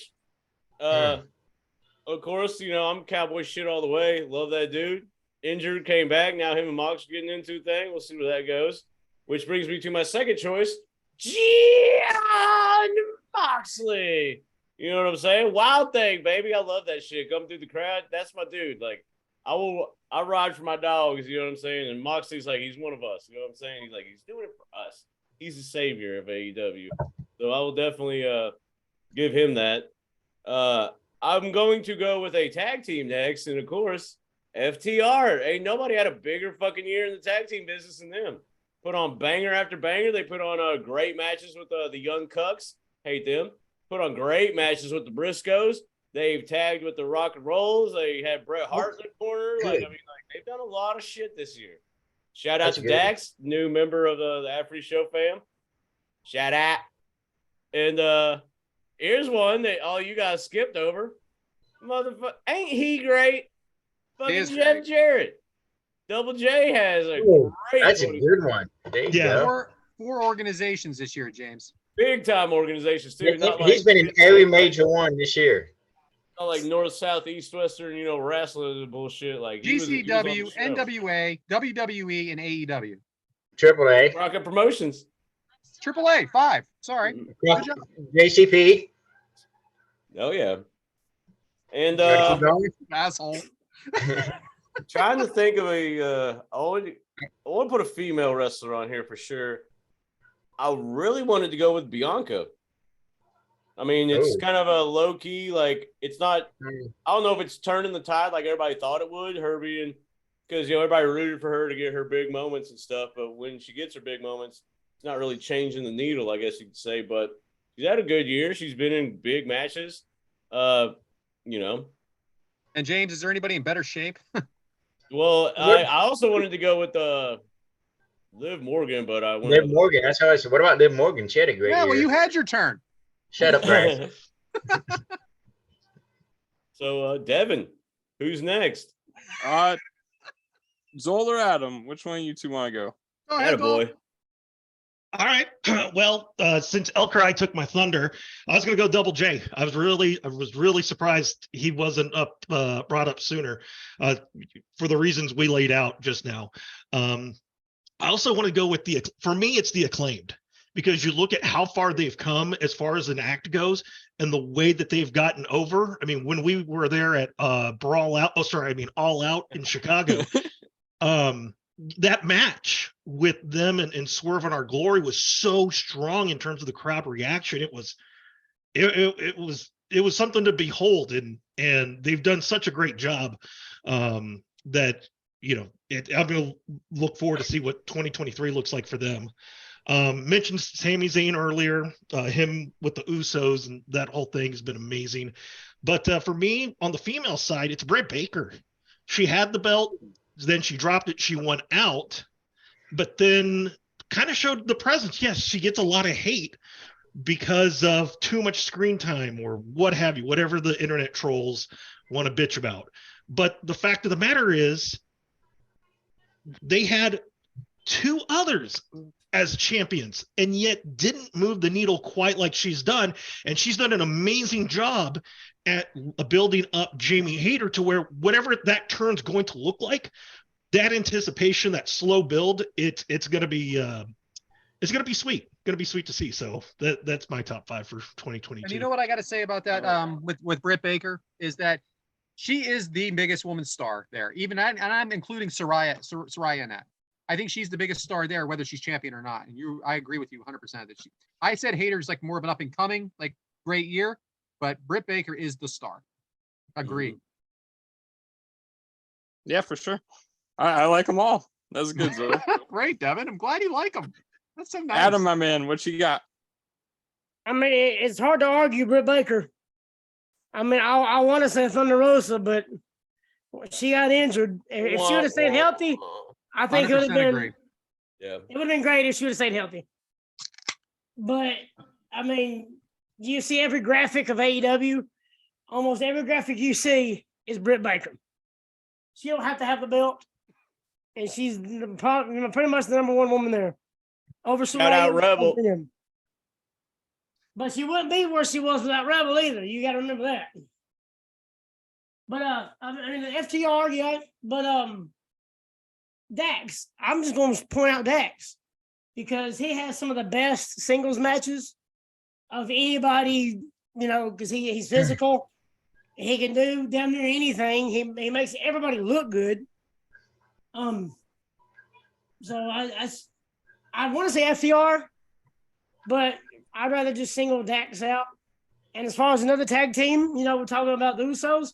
I think Jay Uso. Main event Jay, coming up with Roman. That whole storyline where we're cousins and I swerve when I drive. I swerve when I drive. Oh. So they're cousins and everything. And when they had that match, Jimmy's still hurt. Jimmy comes in to help Jay. And then Roman grabs Jimmy. And the only way Jay gives up is because of his brother Jimmy. I mean, that's a huge storyline. So I like both Usos, but Jay just stands out to me. That's 3, right? So I wish Randy wouldn't have got hurt because Randy would have been on my list number 1, no doubt. Sorry. Never. No, one thing that, and I think kind of going along with Thunder Rosa, Cody Rhodes. None of us brought him up. I was going to say, if he wouldn't have got hurt, he probably would have been number 1 on all of our lists. Sorry, Adam. I agree with the hurt thing, though. But yeah, Cody, I mean, when he come out for WrestleMania, the first word said over the intercom, everybody. And for him to go to the number 2 place and get over and do everything and make everybody else look amazing, make Sammy. If this dude can make Sammy Guevara look that damn good, he deserves to be on everybody's top 5. So yeah, we covered that in the archives. Great episode. So yeah, I gotta give Cody, gotta give him his props. I mean, damn it, because Roman, of course Roman, but I almost rather say Seth Rollins because he ain't had to be a champion, and he's ran Monday Night Raw. He's brought up, he's made. What's the kid that's he's champion now? MJF. Austin. No, A-Town Down. Austin Theory. Oh, Yeah, he made Austin Theory look amazing. He's made Bobby Lashley look amazing. Cody Rhodes. Yeah, he made Cody that Hell in a Cell him and Cody had. Right before WrestleMania, the thing with him and Kevin Owens been the tag team. What has he done? Think about how he's become a babyface now out of nowhere. See, Roman, of course, they put Roman at the top, and yeah, he stayed there, but that's all he's done is just be that right here. Seth has been here. He's done this with this person, done this with this person. So I want to kick Roman out, and I want to give it to Seth. Well, here's the thing, Adam, about that is I would have given it to Roman the year before. He hasn't done. He's maintained and gone up, but he hasn't broke out. So that's why I didn't put Roman on my list because it's been 2 years. Even in the beginning of the year before WrestleMania, Seth Rollins and Kevin Owens were teaming together and putting tag teams over on Raw. Yep. Yeah, Seth Rollins is a really good answer. Yeah, that's a great. Yeah, you guys all come up with great. So let's hear it, Sammy. All right. Well, you can't really say 5. Very good, borrow Chris Jericho. Chris Jericho's not on my list. Claudio, Jericho. I mean, there's so many that's had great years. It's hard to say just 5. It really is. 2022 was a fantastic year in wrestling in general. And I no disrespect to Moxley, yeah, but Moxley's been at the top the whole time. They've put him there. So I don't want to say he's had it easy because he wrestles every damn week. I think besides 2001, this has probably been the craziest year in wrestling history. I heard everybody say CM Punk. And Jay White, I hate to leave out Jay White too. Damn it, I hate to leave him out. Well, you gotta leave somebody out. Yeah, it's only 5, and I was just about to talk shit on like he tried to make it 10. He tried to make it 10 earlier. It just seems like we're all WWE. Like 80% of who we picked was all WWE. Everybody knew 5 people. Yeah, should everyone have had one? I was 60% WWE and 40% AEW. Thanks. I hate to just say WWE, guys. I didn't. No, I hate it. I hate it too. Well, maybe I didn't want to, but something you different. MLW. How about Jacob Fought too, huh? Oh, man. Alex Hammerstone. Rich Swann. Hell, he wrestled what? 5 times. How about Josh Alexander, for goodness sakes? Speaking of Josh Alexander, go ahead, Devyn. Play your game. My top 5 starts with my number 5, someone who just recently faced Josh Alexander, and that's Speedball Mike Bailey. I just learned about him earlier this year, and I've watched I don't know how many matches of his all over YouTube, on Impact Wrestling. Like he's put on, in my opinion, at least 25-star matches this year. You hear his new interview? He had done an interview with Chris Van Vliet. I bet you'll like it. Shout out! I shared a plane with him in Chicago. Said big fan. He goes, "What's up?" The end. Number 4, the youngest Mr. Money in the Bank of all time, and your current United States champion, Austin Theory. The Golden Egg. Very good. 25 years old. Number 3, this woman had the greatest year of her entire career this year. 2022 was her career year, in my opinion. She won Miss Money in the Bank. She won her first ever world championship. That's someone James said earlier. He didn't pick her, but he said her name. Liv Morgan. Oh, I thought you were going to say Allie Catch. Won the Money in the Bank was probably the giveaway. Number 2, he is my favorite wrestler in all of pro wrestling. Somebody mute this damn microphone. The Spanish God, Sammy Guevara. Yeah, the guy that almost killed Matt Hardy. Yes, him. He didn't do it in 2022. Was it 2021? Didn't he break Ruby Riot's nose? No, that was Ty. That was Ty Conti. Oh, that was Ty. Okay. Yeah, Sammy saw Guevara. that. Sammy told her to do it. Sammy told her to do it. He started the year as TNT champion. He is now one of the star members of the Jericho Appreciation Wasn't he Cody's Society. last match in AEW? He's like He the was third Cody best Rhodes' guy in the last group. ever match in AEW. Don't say ever. Well, all right, yeah, good call. You could come back someday. Daniel Garcia is better than Sammy. Daniel Garcia has to follow Sammy. Burn. Go ahead. And my number 1 wrestler of 2022. Wheeler Yuta. Oh. This man had won one of the worst ever ladder matches I've ever seen. Say And it, then- you just said that.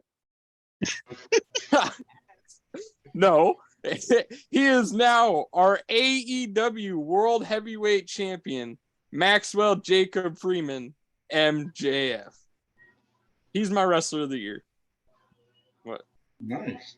Yeah, I thought it'd be fun. Can't believe Thought we none of should us And the said talk that. about crowd some goes mild. Well, I was just He like, didn't in my wrestle head, I was like like, can't believe 10 none of us said here. that, but maybe it's because we got spoiled by the fact that he always like delivers.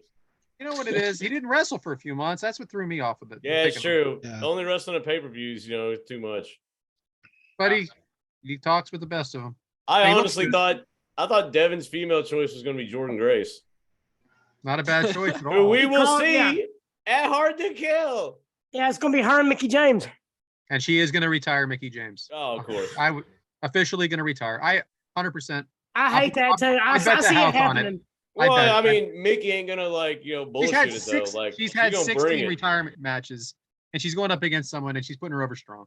I think She's it's gonna gonna be officially one of those retire like just Mickey's to come gonna back bring for it, the man. Rumble.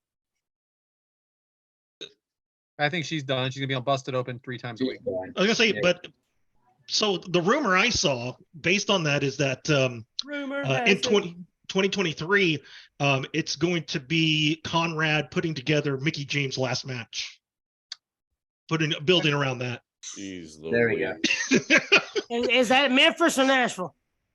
Oh, to be determined is. I heard it's going to be Philadelphia, but Oh, what do I God. know? Thanks, Devin. That was a lot of fun, pal. Yeah, I thought man. it was Nothing like fun. everybody picking was 5 fun. people. That was a good one. We all suck at counting. Pick 10 for next week. It's a whole show. And now Well, hey, man, appreciate James looks it. at the monitor, and he Yeah, says something because next. it says, so Zoel, it is your show, and we want to welcome you to the show. And so, hey, what better way than give your own segment? So, Zoel. Hold on, Zoel. Let's do this the right way. The first Zoel. Go ahead. Thank you. No, Thank you for Will. that. Call back from last week. So once upon a time, I used to be in the radio business. Had a morning show, and one of them was a bit that we did every single morning called 5 Obscure Facts. So I thought, in light of that, I would dust it off, bring it back, and share with you that segment that so mildly put me over in Southeast Kansas. I thought you were talking about New Year's stuff. That I was under the impression you were is what he. discussing That's New what he. Year's. Thought. I could show you this information. Yep. But then I saw that we were going back to back. We on New weren't, Year's. though. That was not what we were doing. I How know. good are the radio stations in Hey, Kansas? it's all good. Not if we're very. gonna do a 5 people segment thing, followed by another 5, segment. Hey, why the fuck not, huh? Didn't want to go New Year's back to back, but hey, we'll do 5. Back to back. I wasn't sure if the Kansas radio station scene was a big deal or not. Oh no. No. No, man, it's your show, so I'm just giving you shit. No, I know. It could be worse. It could be Nebraska. So, and here's how I would intro it. So I'm going to go through the whole bit. We'll go through the spiel, and we'll have some fun. So it is now time for the area's longest running morning show bit. Great for idle banter around the water cooler talks, or for those numerous smoke breaks that just randomly show up. It's a little something we like to call 5 Obscure Facts. So here we go. First one, competitive art used to be in the Olympics. Don't know how you get competitive with that, but okay. The letters OMG, the way that we use it these days, its first usage can be traced back to 1917. So our grandparents were ahead of the time. LOL. Some cats, number 3, Same age. some cats are actually allergic to humans. Oh. That's backwards. I'm allergic to cats, so I get it. Give and take. Number 4, the majority of your brain is fat. Of our brain? I'm very fucking smart then. Because my brain, just goes through all down the body. So, my brain just like goes through its nervous system too. So technically, There you go. And the fifth one here, wrapping up 5 obscure facts for this edition of the Kickout Crew. Oranges aren't naturally occurring fruits. What does that mean? I don't know. I'm not a scientist. I just read. it's I'm not a Ron TED Burgundy. Talk. It was just 5 obscure facts. I am Ron Burgundy. If you put it in front of me, I will read it. I am Ron Burgundy? Go fuck yourself, San Diego. Something tells me, Mr. Lopez, that when you did the radio show, when you introduced it, I feel like you might have had more pizzazz, more energy behind it. I feel like you maybe been at an 8, but I guarantee you on the radio station, I bet you hit that at 10 or 11. Yeah, you I feel like there's some more energy you us. could have put in it. Well, I don't have a microphone like yours. Now, if I had the full microphone Ladies stand, and gentlemen. yep, I'd be all in. I can see you just, ladies and gentlemen, this is the biggest segment we got. And we would use yakety sax as the background music while we were going over it. Yakety sax. Don't talk back. That's funny. Mike says lickety sax. Hey, he does. Boom, man. Mike. Huh? Burn. Fuck y'all. Crazy. Awesome, Zoel. Thank you. Sorry to ruin Yeah. the outline. There That it was is. it, huh? That's it. Yeah, that's all I got. That's good, man. I appreciate it. You always Is there a got certain place you'd find those those statements and stuff?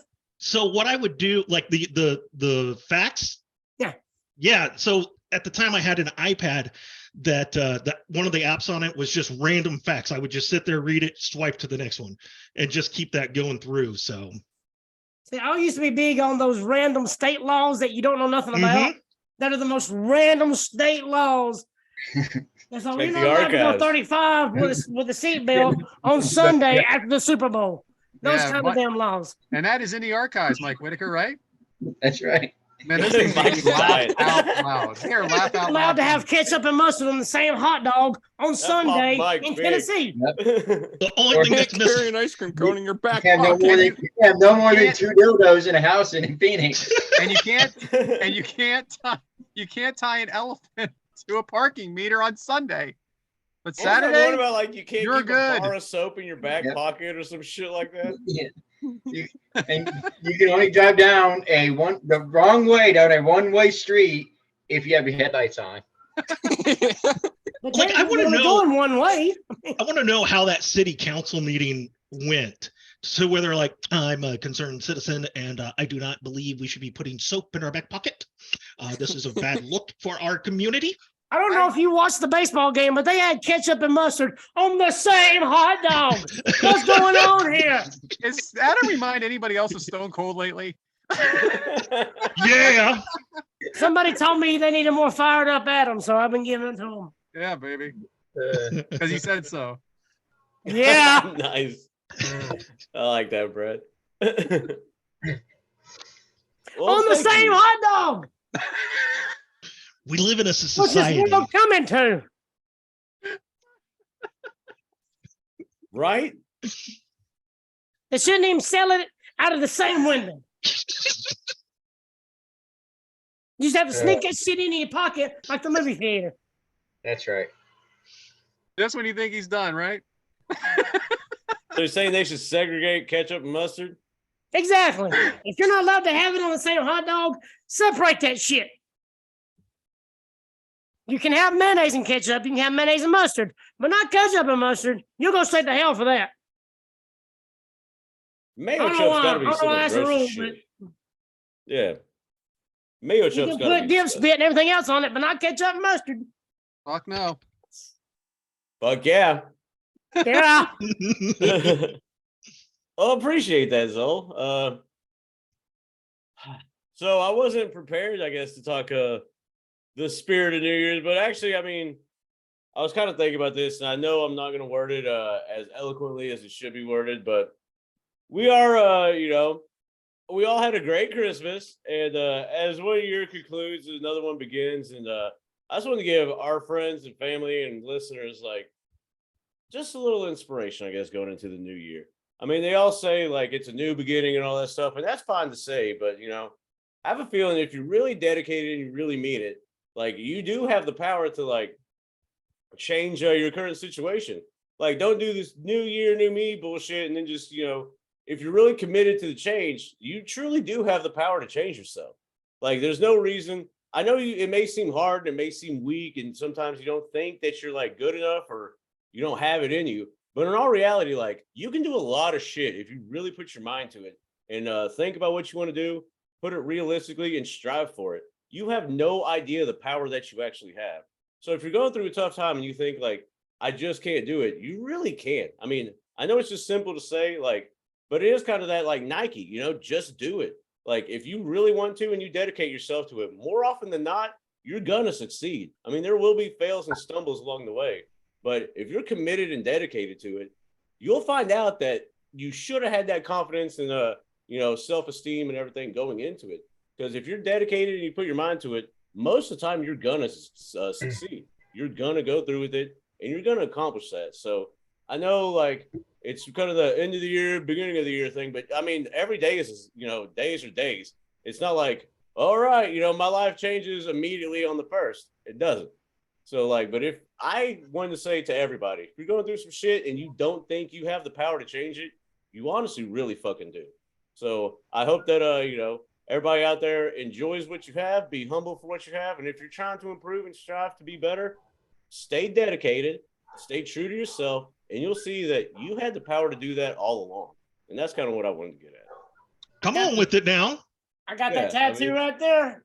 You never know how Don't strong you ever are. give up. You're stronger than you think you are. Like You never really know how are, strong like, you are until being strong is your only option. take the leap.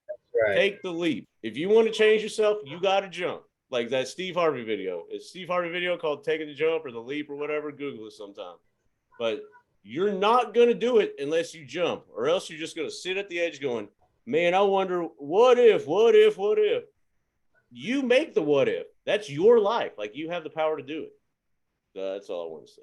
The hardest part about addiction is in your mind. It really is. Because once I got over that hump, it's like, wow, really?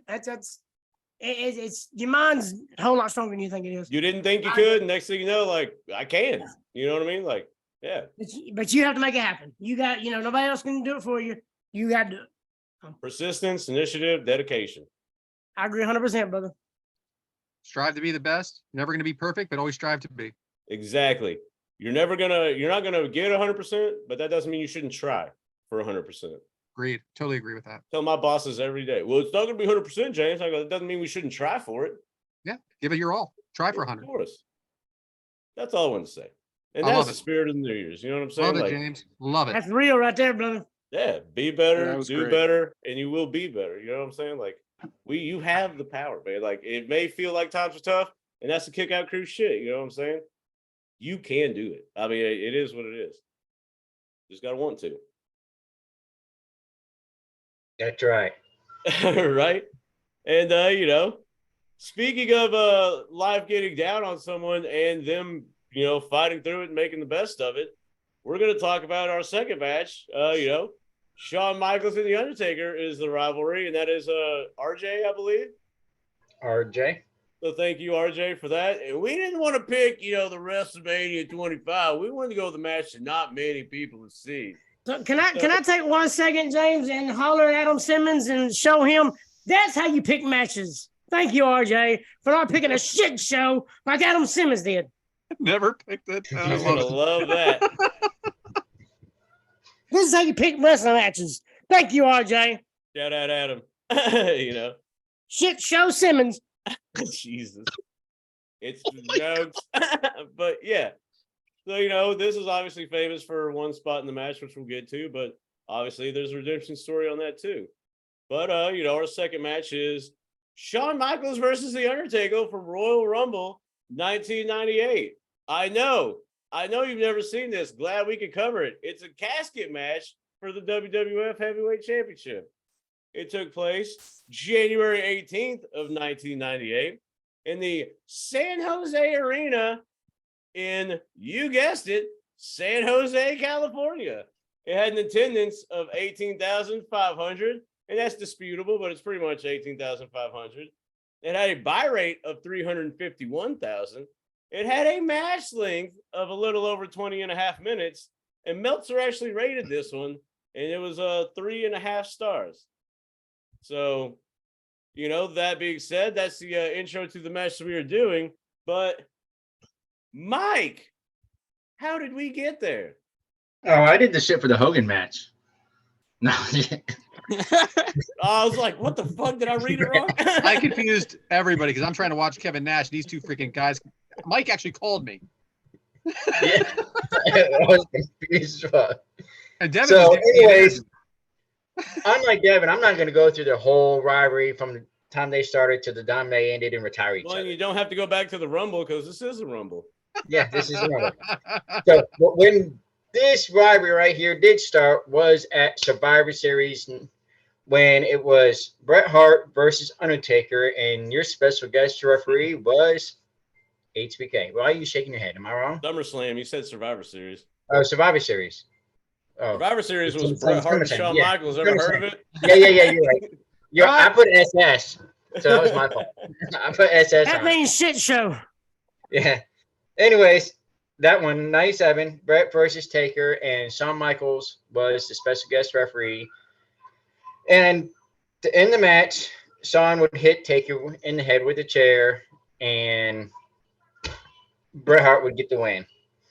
Later on, Shawn Michaels and Undertaker would wrestle at In Your House Ground Zero at the very first Hell in the Cell. And they had an amazing match there. And what came about that match? Kane. Kane came down, broke to the cage, interfered. That's gotta be Kane. Gotta be. Fucked up with Taker. Shawn Michaels got the win on that one. So then they came out here and decided to make it a casket match. And that's where we got here. So, And Shawn Michaels was becoming the heel during this whole situation too. So this was his transition into turning into a heel. Break it down. Brad? So James, Stone Cold wins the Rumble. James, if Damn Shawn right he Michaels, does. Back to back. if Shawn Michaels doesn't get hurt here, does WrestleMania change? No. How do you mean? Great answer though. What do you mean? Does he's Stone Cold losing. still win? Because let's face it, after this happens, Shawn Michaels is out for 6 years. Yeah. I might be light on that. I don't even know. I think it's 4. Or until 02. Yeah. Okay. So But does yeah, anything change? I think you're going with Stone Cold because he's the hot, he's the hot commodity. Okay. You can't have him build and lose, shout out Booker T. But you can't have that build like that and then lose at Mania because that's kind of like the coronation. You can always have Shawn maybe win it back later, but you want that WrestleMania payoff, that big fucking moment where Stone Cold's holding the belt, You All right, got so WrestleMania 13 was Stone Cold and Brett. So Zoel, let's take it a step further. Let's take a step further. If let's say Michaels does not get hurt in this match, does The Rock become as big as he is? Yes, because the machine has already started to move. Whenever you look at the company as a whole, with the embracing of the Attitude Era, the characters that they were going, having Russo there, the machine was already building there. Maybe the timetable go a little bit differently, maybe, but ultimately, I mean, and look at The Rock at who he is anyways. Just he's such a natural, charismatic person that it wouldn't matter whether it was Shawn Michaels. Exactly. They were putting him over in the Rumble match too. I don't know, not to say I watched it or nothing, but I kind of watched it. I did. I watched it. They put him over a bunch in that match too. What is it, Adam? You mentioned, would Stone Cold or would whoever be so popular if Shawn wouldn't get hurt? If Shawn Michaels didn't get hurt, would Triple H be as popular? No. I don't know. All I know is H. Events would change. I don't know how. Mm-hmm. I don't know how much, and I don't know what would happen, but Shawn Michaels was the biggest thing next to Stone Cold at the time, and he was the biggest thing before Stone Cold. So if he's still in the picture, he did have Vince's ear too, and he was Vince was a fan. He could have been like, Vince, I don't want to lose to him at WrestleMania. Right. I'm gonna lose my smile again, and your main event's out. And you're right. What does happen to Triple H? Does he step up and be the next man? I don't see Triple H getting as popular if Shawn Michaels never left. I agree. So we can blame Shawn Michaels. That's all I hear. Mike Tyson with his arm Then he would have around. married Stephanie. Like you see this. There's a He big might old be married to thing like China right now. He might be Hey, all still right. married to China right now. that. Exactly. You Let's don't go. know. And it'd be You tested, don't Stephanie. know. And it'd be tested. Yeah, we can what if this all day, man. Let's stay. Hey, you can't forget about the testicles. You can't for- Yeah, Stephanie read it. McMahon Martin. Not Hollywood blogs. you can't forget about the testicles. It is Right. interesting to think about the butterfly effect that this Correct. match does have. A Yeah. butterfly One effect. person can change the whole deal. One move. So let's Yep. get to that. Mike Tyson. Well, we're not there yet. Mike Tyson with his arm around Michael Cole. Mike, was this a very special moment for you, and why did it feel so awkward? I have no idea. I'll tell you why later. Michael After Cole the is match, I'll tell tiny. you Yeah, I why. got one later on in it, but I don't really watch the beginning of the match. So Oh, that's Michael great. I'm Cole glad I is picked you then. tiny. Michael Cole is Yeah. like You should know this Tyson's already. next to him. I go to when they're both in the ring and the bell rings and I hit play. Howard Finkel is your ring announcer. Zoel, are you a Finkel guy? Oh, absolutely. Because there is no doubt that you all of us, whenever we hear that, and no, like that for us is wrestling. A lot of The Yeah, just a lot of following nostalgia. contest. Yep. Oh yeah. That Yeah. little I mean, we all 2-second pause. well, just like right there, we all have a Howard Finkel impression. We do. It's that, I think that little pause and that little 2-second pause just Yep. made it over the top. Classic DX And entrance. X-rated. Sorry. Is the DX entrance top 5? Oh yeah, DX. Definitely. Shawn Michaels is my all-time favorite wrestler. DX, my all-time favorite faction. These three coming to the ring. Don't let Sammy hear you. You better be quiet. Sammy might hear you. Sammy's all-time favorite, Shawn Michaels. Break it so down. We're fine there. And all I could think of was watching that DX intro because of the flash between the Videotron and the live arena was just seeing Kevin Dunn is right here going Right. between shots. And I remember being a kid, like watching the. I thought that was Nate awesome. video. I remember being like 10 years old trying to pause the video. You were Michaels not with the 10 in '97. No, but I've Or 98, had all sorry. the VHSs of this era. Michaels with Triple H in China in this version. Adam, did you like this version of DX here? And were they? Did you think of them as heels? Now they were kind of in between because that's when they did the whole thing with the note from USA Network, and they were making fun of Clinton and just I just looked at that young intern. I was just that stuff. How can you be a heel and he's saying stuff like that, man? Cheer that man on. Up all Because night. they're degenerates. They sure are. Just because Bret Hart said it. But I do love, what's funny is that comment, like, I hated DX because they were heels and they were just like, they look like punks to me. They're like going against authority. They were out of control and rambunctious. But I love the absolute shit out of Stone Cold. That's kind of So- the same thing. So Brad, let me ask you this. I'm going to reverse the roles here. There it is. DX, how do you say it? What? Okay, Suck it. That's how you say it. that too. But no, if you listen, there's the Generation X and then D Generation I X. say D Generation X. And see, whenever it was early on, if you go back and listen to Michael's promos, he says "the Generation X" a lot. Oh, But then okay. we do, like you said, now it's D Generation X. So I thought It that evolved. was, I thought that was very interesting. That's is probably that interesting. slang thing because, back in the day, instead of saying like the something, you'd be like, duh, the bomb, And like. it's probably that Texas accent he's got. Too. So Devin, we have the Undertaker entrance here. Was it just me or did Shawn Michaels sell it somehow? Oh, Shawn Michaels, he's unstrapping his I'm not sure what they're called, but his chaps over his tights. He's unstrapping that. And as soon as Undertaker's going hits, he snaps his head towards the thing.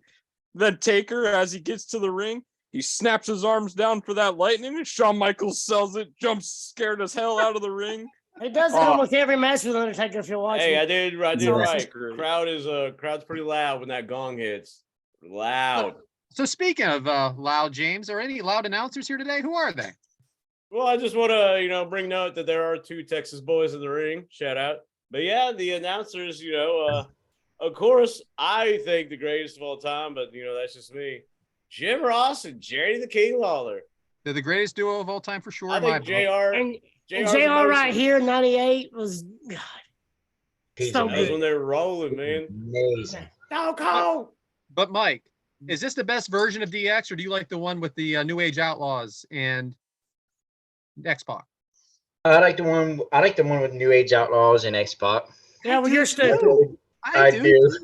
But I don't I hate like this. this one. I do like them. Like when it was just Triple H and Shawn Michaels, I love them. But I love like X-Pac was one of my favorites. New Age Outlaws, yeah. So I'm going to put you guys up against the test. First off, we have they started out. Michaels and Undertaker are slugging it out, and it's a very fast start, and we have a lot of that back and forth. But forget the match for now. Devyn and Zoel, give me your favorite 2 Undertaker. Give me your favorite Undertaker and Michaels matches, not this one. The final 2. The final 2 WrestleMania. No, give me one. What's your favorite? My favorite is the first WrestleMania matchup they had. 25. Not Shawn Michaels' retirement, but the one before that, where they took out the cameraman. Shawn Michaels kicks out of the tombstone. Taker's kicks out of 3 super kicks. Like it has everything. My 2 favorite wrestlers of all time.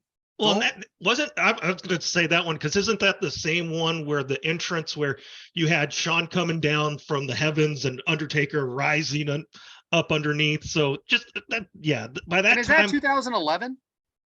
that's what I'm trying to remember. 25. I mean, that's what's amazing. It's 2010 or 2011. Like, this is so far after this.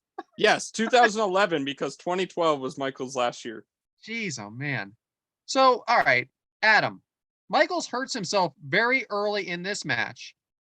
Off the bat, his back off of the casket. I didn't remember that it was this early in the match. How do you continue after something like this happens as an in-ring performer? Adrenaline. I mean, when they tell you the crowd's pumping, your adrenaline's pumping, you're on one of the biggest stages. It's not WrestleMania, but Royal Rumble's right behind it. So, I mean, the adrenaline. He's the number 1 guy. He probably didn't feel it until after he got back in the back. He was never the same. Never the same after this. Well, for years. But in this match, though, he really wasn't sounding that much. You couldn't tell he was hurt. Yeah. Until they actually bought it. I couldn't tell anyway. I couldn't tell you. That's why I kept looking, knowing like this was the move that hurt him, and it's like it really didn't look like it hurt him that bad. That your blood flowing and that adrenaline does crazy shit to you, man. It's a So, testament James- to him It's a rush. James, what are the rules to a casket match anyway? getting the casket closed. You die. Oh, And then I That's think you have it? to lock it because it does close and open a couple times. But Right. I do want to say the thing about Shawn is because I was looking right after the move and I was like, man, he kind of winces when he stands up, but he just goes. And But it's a he might just be selling it, right? well, I think it's just a testament to him. Like he if has you don't to be, already know to look for it, it's like you don't see it. and Right. like he's in that zone, like Even number Even one, he look- probably hurts. knowing- Number 2, I got to do this for the fans because he has a reputation. JR said it when he came to the ring. Only Grand Slam winner. And he's like, not Hogan, not Savage, nobody. Like Shawn is known for this. So if he were to like get hurt, oh, my back hurts. Because guess what? What would have happened? Oh, he lost his smile again. Didn't want to do the jerk. So I think it's a Like, testament I got to him. something for Like, you anyway. Hold on, Mike. I'm hurt and I'm gonna fucking like he took it upon himself. Like I'm hurt and fuck that. I'm gonna do better now that I'm hurt. Like I'm gonna go above and beyond type shit. Mike, I want to come to you now. I know you're ready to say something, but I think it's going to tie into it. You have another drop by the Undertaker to Michaels on the outside. Now that we know what we know now, was this a cringeworthy moment to you? And what does it say about Shawn Michaels? It was, and not even just that move. There was everything from this match on, like from that move on. He don't sell the back injury at all. Like, I mean, he'll do a little bit. Like usually, if somebody gets hurt and their knee every couple minutes, they'll grab their knee. Or something. He don't touch his back at all about this match for it, really. Right. So, and for him to have like a big time injury that put him out for 4 years, that says something about Shawn Michaels. I agree. Michaels in the casket, then jumps out quick. Undertaker working methodically as always. Not a very good rope walk by the Undertaker, but we'll give him a pass here because he gets Looked better. like he was about to slip when he jumped. Yeah, it was That would awkward. have been bad because he would have. It looked like he was going to slip out. Like outside the ring. Agreed. Michaels out of the ring again. Buy some time. Michaels off the top rope. Undertaker turns it into a slam. Devyn, was this a good spot to you here? Yeah, absolutely. It's a spot that we see still today in wrestling. You reverse the guy's move, put him in a power slam. It was just so well done. Adam, does Taker know Michaels is hurt? Say it again. Does Taker know Michaels is hurt? Does Michaels know Michaels is hurt? I don't think. I mean, he probably feels like a little, if you hit something like you bump into, you're like, oh man, that sucks. But then you're trying to keep everything, because they got some of the stuff worked out. So they got to make sure that they're in the right spots, right moments, keeping up with the time cues. So he probably forgot about it. So I mean, other than Undertaker maybe saw Shawn hit it, but if he didn't see Shawn hit it, he probably didn't know because I don't know Shawn being a complainer in the ring. Zoel, did you watch gotta, Go ahead. I'm and sorry. He's got to be on for Taker too. Like Taker, like they do moves. They wrestled each other before, so they do moves a certain way. So if Shawn's like loafing or whatever, he's not loafing, but you know what I mean. Like if he tells Undertaker, "Hey man, I'm hurt," it might put Undertaker in a whole different mindset. Yeah. So and he's got to commit to everything 100%. Like if he's going to jump and do something, he's got to do it like he regularly would, not as if he were injured, because Taker's going to, expect it the normal way, not like, brace for the handicap, I guess you could say. I think if Shawn was really hurt, he would have stayed down. He's not one of them to complain. If he hadn't really got hurt bad enough, he would have stayed down. He wouldn't put Undertaker at risk or nothing. Zoel, did you watch this live? No, I didn't. At this time, I was 13. I was a WCW guy. Gotcha. So my mom did not let me watch WWF. Just was curious because I just want to know what you thought the first time you saw it, if you actually knew that something happened, but you probably saw it after you already knew. Yeah, and it is kind of like what everyone else is saying. It's like you go back and you watch for that moment, and whenever you see it, it's like, man, it really didn't look like he connected like in a way that you would think would put him out for 4 years. But knowing what we know now afterwards, and especially some of the bumps that he takes in this match, it's like I sat there and I winced. I winced. Cringeworthy for sure. Yeah, go ahead. Turnbuckle thing, yeah, all of it. Michaels back in the casket, can't close it. Michaels with the powder into the eyes of Undertaker. Devyn, why the big no sell here by Taker? I honestly don't know. He swung like one time, missed Shawn Michaels, then swung another time, drilled him in the head. So it's like almost like a wasted spot to me. Yeah. Like, I don't think Shawn really got him much with the powder. Because if you'll notice, he did. Shawn tries to throw it a second time because he knows that would be a great answer if that's. But I don't know if that was meant to be. But I mean, Undertaker was brought up. Look, if you don't punch me, I'm not going to sell it. So if you didn't throw that in my eyes, I'm not going to sell it. That's just how they're brought up. True. Taker's I not going to be guarantee you, he didn't feel like he got him. All right, James. But why is the crowd so quiet here? I honestly, this is one thing, and this is totally bullshit, but I'm going to say it.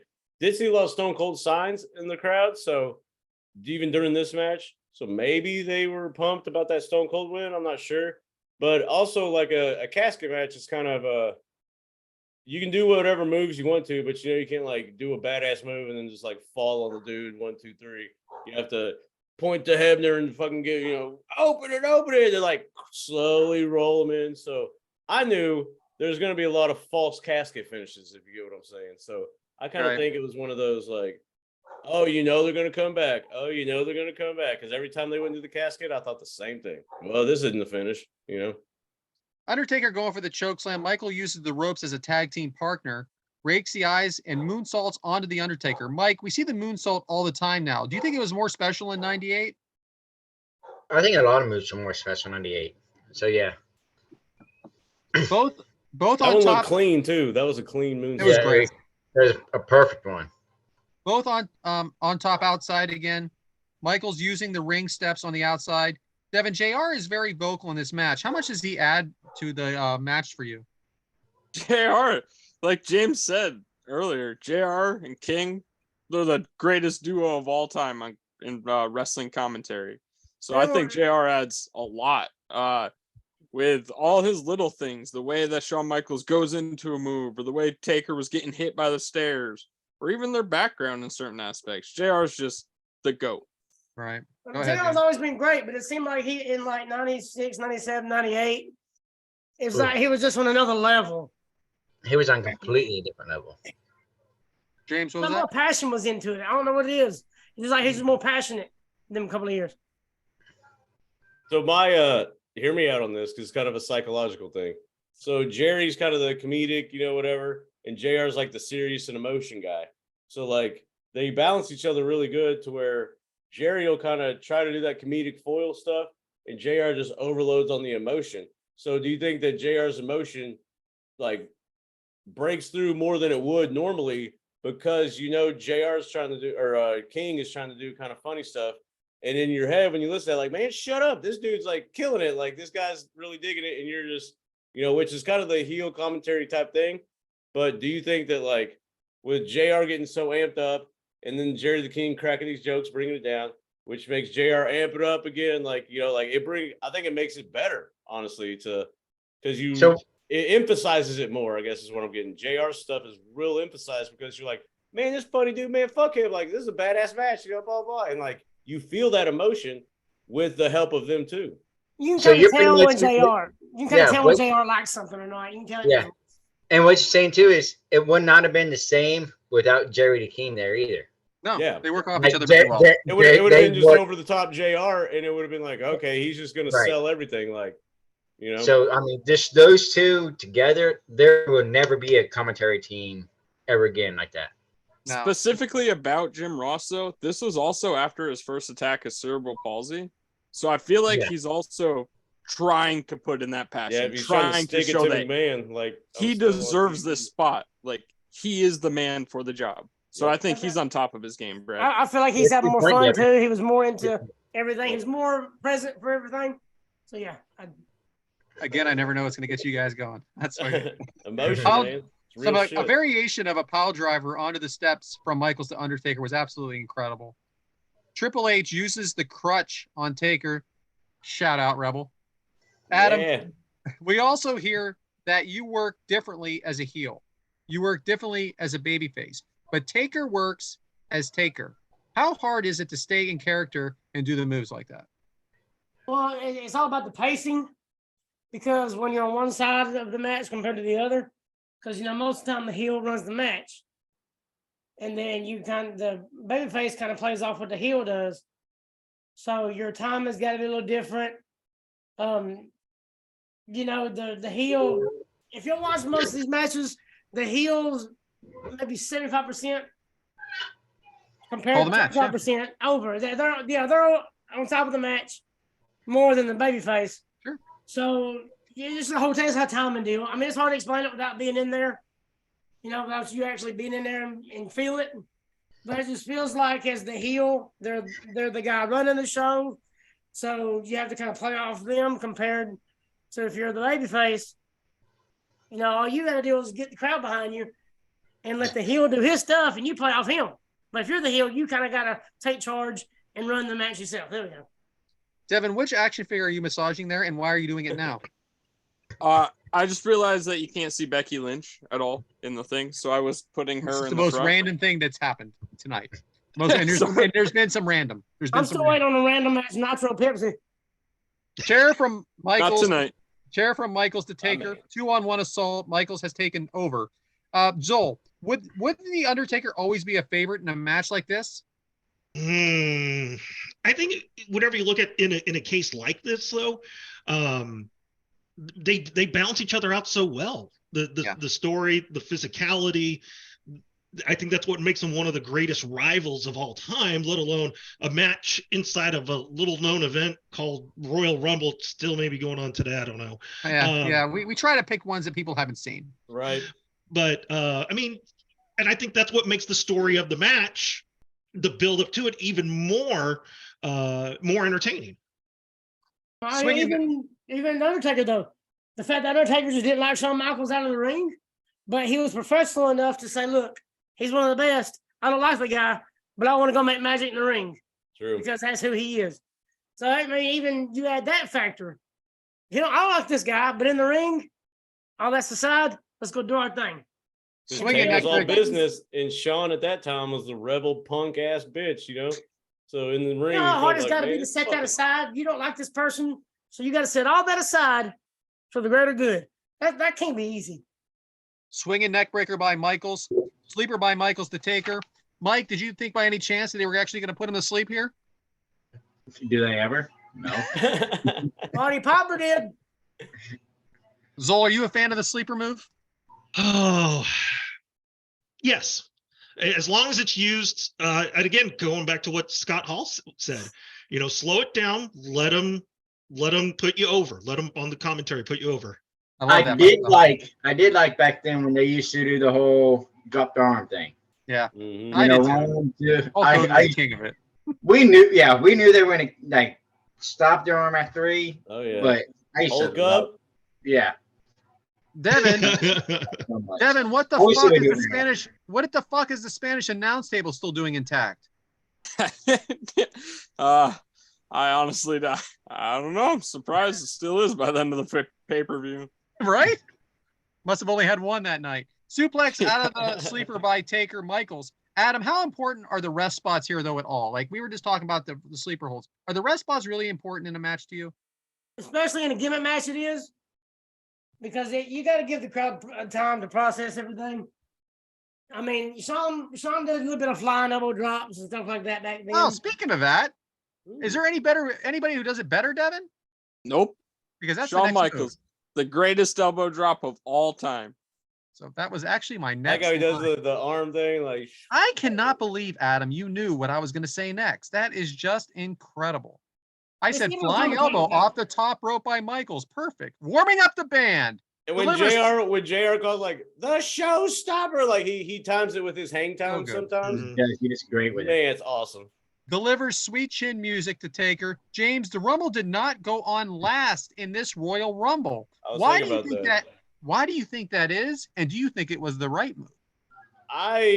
This may have been one of those title goes on last type of decisions. I honestly think that was kind of how they, and that could have been, well, God, the title goes on last, man. So, Stone Cold's just competing for a chance at the title. I would assume it's a title goes on last type thing. But it also could be the reason they were tired at times, too. Well, what do you mean tired? Well, I mean, the crowd. Oh, yeah, that's what I'm saying. Like, yeah. once they saw the elevation of Stone Cold, because, mind you, he's still on a climb right now, and he's like crescendoing heavy around this time. So, like I said, they still had the Stone Cold signs in the crowd afterward. And yeah, I think they're just one of those, they got led up so good that it kind of took them, And it's an hour match. That is also true. I just can't agree but I mean, it's also the positioning on a position on purpose sometimes, I think, too. Well, you Did you guys watch the Royal Rumble match? What? Did you watch it? The Royal Rumble? Yes. Oh, as in yes, as in like this week? No. I don't. Devyn, I know Devyn did. Mike. I didn't watch the whole match, but I skimmed. Really, Devyn, you didn't watch it? No, I didn't watch it. I said Devyn. Devyn didn't. I knew Austin won. I just skipped it. I wanted to see Stone Cold's entrance, and then they put over Rock a lot, and then I wanted to see the ending of it. Because this is when I was like, my height was reaching pretty heavy for Stone Cold around this time. Like, he's been put down by his boss. His boss is an asshole. You got this punk bitch motherfucker, having the title. Like, oh yeah, I was in it. I was in this storyline big time, dude. WrestleMania 14, first pay-per-view I ever got to watch. And it was like a present. My dad was like, hey, my stepmom at that time, her sister was married to a guy and they were wrestling fans.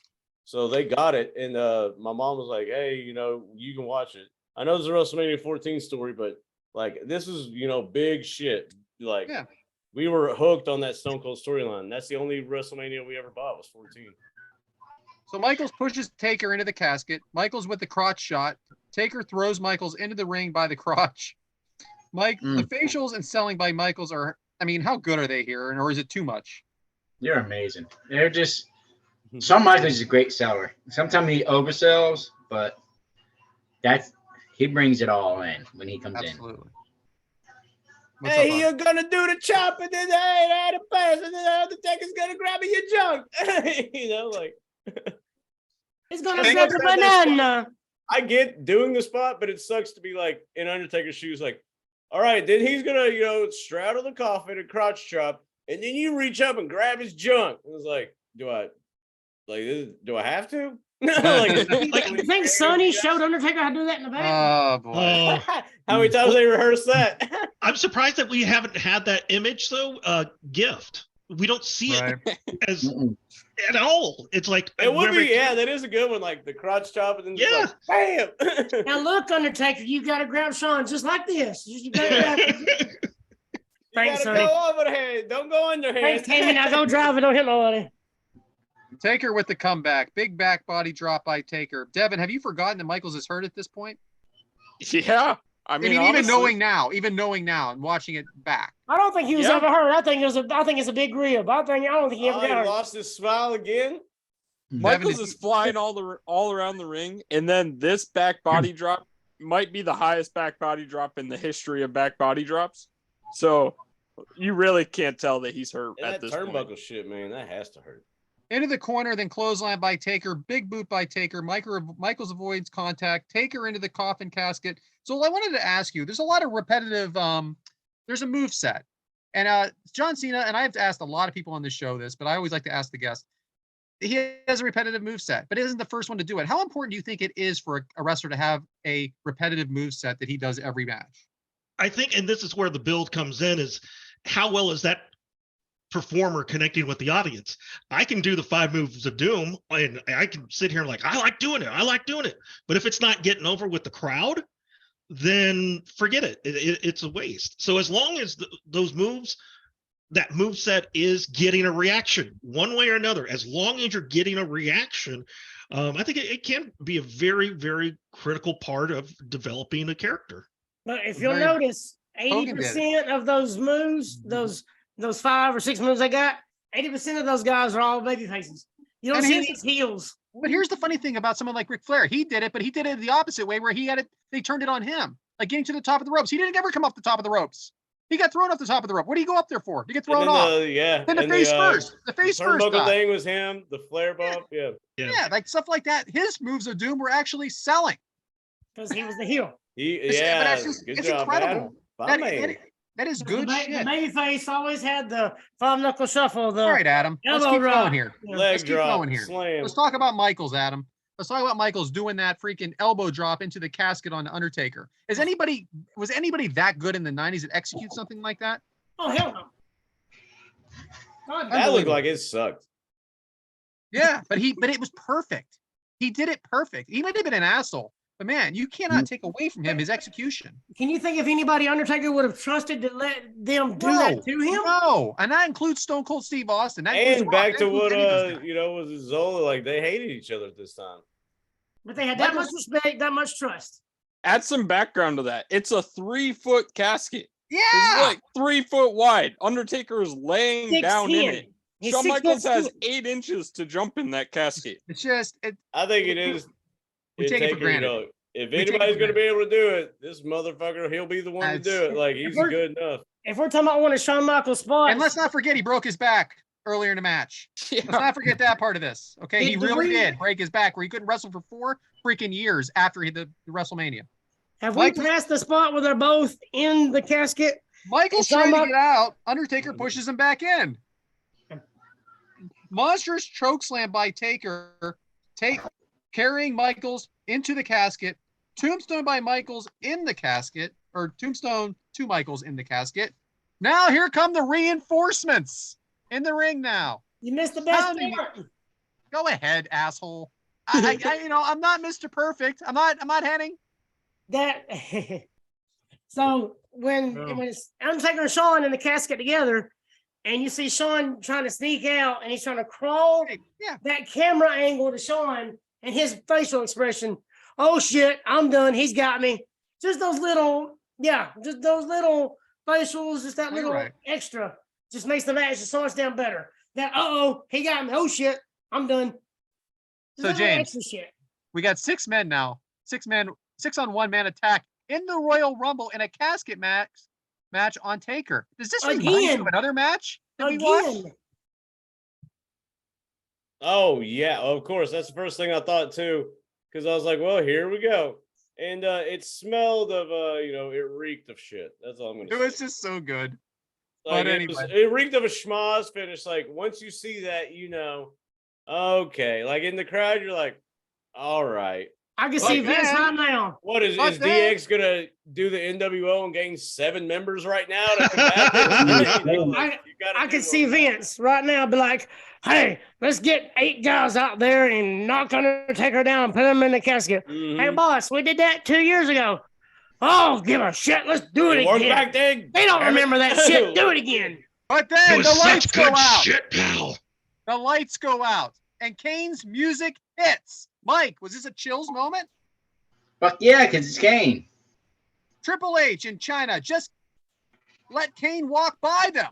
I mean, Did you notice they're though, like, like we're Triple H good. is hurt. the lights go out, and then you hear on commentary like, "Oh, it's Kane, it's Kane, it's Kane," but then like nothing had been. I mean, I know they played the music, but nothing had been like done. So I It kind of could've been wish they Aleister would Black, have you waited never know. until Kane would have walked out. Like I know the music played, but like because I wonder why Kane was in the Royal Rumble. once he Either walks one. in, like, "Oh, it's Kane." My God, that's gotta be Kane. Yeah. All right. Kane cleaning house. Shawn out of the casket. Kane turns on the Undertaker. Devyn, I know we've seen it, but watching it back, did it seem overly obvious to you? Not at first. I It mean, did to me. Kane's cleaning house. He's taking out everyone except Road Dogg, who had the smarts to run out of there before Kane even hit him. But Do you know why Kane turned? Because we're He building got mad WrestleMania season, No, baby. he got mad because his pyro didn't go off when he was in the middle of the ring and dropped his Oh, arm. yeah. Pyro It's didn't go off. it's That the pissed Owen him Hart off line. enough to go beat the hell out of him. And if It's you the Owen watch, Hart line. he has his arm back for like 5 seconds before he even hits him. He's like, I mean, if Kane would have got the fire from the post, he never would have turned on Undertaker that night. Oh If my- this is someone's the most gonna kick ridiculous my thing ever. brother's Go ahead, ass- Devyn. If someone's gonna kick my brother's ass, it's gotta be me. that's Yeah, right. but what if you show up to the ring and you get fire from the post like you always have, but that We one all- night you don't get the pyro? He's never had it at this Devyn's point. family rolls out there like the fucking Partridge family. There's so fucking many of them. I mean, if somebody's kicking his brother's ass, they're getting jumped by My 6 signature other thing motherfuckers. is I don't think fire it's that from the big of a post. deal. I don't get it. I'm kicking somebody's ass. Devyn's mom, Devyn's mom had the NWO membership. She was like, don't you have 6 like brothers? I'm the oldest to 8. Yep. That's or Jesus. 7. That is yeah. You're getting one like big ass. You pissed one of them off. Kane throws Taker into the casket. Michaels wins. Crowd goes mild because I didn't think it got a big pop. Paul Bearer and Kane locking the casket and leaving with it. Adam, at this moment, before the rest happens here, what did you think of this moment? Well, it was different because anytime we see a casket match, we don't see a 7'2" big guy, putting nails and everything and locking it. So, and it's cool to see this when you're younger. You're like, holy shit, because you're really thinking I what wasn't you're young seeing enough. is what's going on. I wasn't young enough, I don't think, because we have Kane hitting the casket with an axe at this point. Hey, you say the Pretty crowd goes After he mild nailed because the door shut, he nailed the door shut, then hitting it with the axe. the crowd goes mild and Shawn oh cool, Shawn won. What's going on here? Like that's why the crowd went mild. They Maybe. weren't able Might be to, right. to Did celebrate Shawn the win? win because they automatically wanted to know what's going on next. Shawn wins. The bell never rang. It kills the pop. You know what I mean? Like you don't give a shit that Shawn won. He's a secondary thought now. He walks to the locker room. No one Devyn's gives worked a up. shit. We're Devyn's watching worked up, what's James. going Well, on. after the you Elden get Ring. 6 or 7 jobbers go out there to help, nobody cares anymore. Yeah. They You call Road Dogg a jobber one more time, we're gonna have a problem. TPG, pal. My man. At And Jabroni. I'm gonna tell him. Jabroni. Problems, My by the man. way, the problems with him. Yeah, put Favre's shirt on. He's a jabroni. All right, so this thing drags on, but what's the objective here? Oh yeah, gasoline. Sets the casket and Undertaker on fire. The Undertaker dies, and we never see him again. Nope. Well, This is a good way technically, to it set. wasn't It's funny gasoline. how like the title doesn't Ne- mean shit. never See again? ya, Sean. Never again. We're We gonna never set heard up from a him again. secondary story. So that's Vince had that respect for Taker. Like, Shawn, champion, fuck out of here.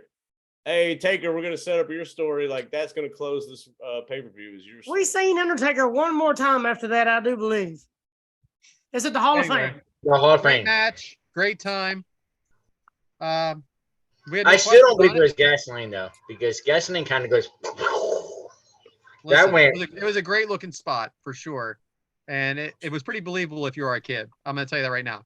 That's a casket. yeah, you saw him put in there. You and saw it's him heat, in there. man, because Taker's a face, and you see like Paul Bear, who turned on Taker, and his brother back to get him. It was like, they have that visual, like that back shot, Oh yeah. Okay, If Kane would have got pyro when he come out and did this, he probably wouldn't have even put the casket on fire. Kane wanted fire. He didn't get it, so he set the casket on fire. Because if you remember, I mean, I know this is off topic, but they didn't fight. And then Kane just like fucking slaps the Undertaker or something like that. And then that's when it's like, oh, we're fighting now, WrestleMania. I'm gravely disappointed right now. We have gone through talking about this match, and we've done this all night with impression, and yet no Paul Bearer? No Paul Bearer impressions? Oh, yeah. I can't do it. No one can do it as good as Coach can. Taker, you killed your brother. I fucked your mom. And I didn't use protection. Bruce Pritchard claims he's creative genius because of this. Oh, yeah. That damn brother love told me to do it. Right. Anyway, back to you, James. Great match, guys. Thanks for having a good time with me. Oh, yeah. Yeah. Yeah. So, Well, hey, what better way to keep the fire burning, as they say, with the best segment in wrestling podcast going today and yesterday and probably for the extended future. It is Waka Waka Waka with Adam. So, Adam, take it away. I had the wrong notebook, my bad. Look, Are you gonna read your own? I sent back to you Hey, in go ahead January. and turn it to the page, Not like you should. Yeah, go ahead. okay. I'll make sure I'm doing the repeats. All right. No New Year's theme or whatever, no resolution themes. I don't believe in resolutions. I say them. I never stand by them. So I don't want to do nothing like that. So these just random, regular ass dad jokes. Well, we appreciate that intro. Hey, anything to do to help. Anything to do. So let me talk to you. So do not touch. That's got to be a pretty unsettling thing to read in Braille. Get it? Do not touch. Waka waka waka. I was waiting for it. Get it? Why are your That is glasses on? great. But it's Braille. That I is love amazing. nothing like over explaining the rules. Golly, I don't know how much beer y'all done drank. It's so nice. I want to hear the same song twice. So did you know that you are an extra in the background of somebody else's life? Something to think I'm about. the sunshine light of everybody's life. Was that the joke? No, I mean something to think about. I'm an extra in Mike's life. I'm an extra in Brad's life. What are we doing here, Adam? I was trying to figure out where this was headed. Yeah, right. I'm like, I got to throw some truth in there. I mean, he ain't got to be off, I'm Exactly. a serious guy too. I'm not always funny. Adam, you're top 5 in my life.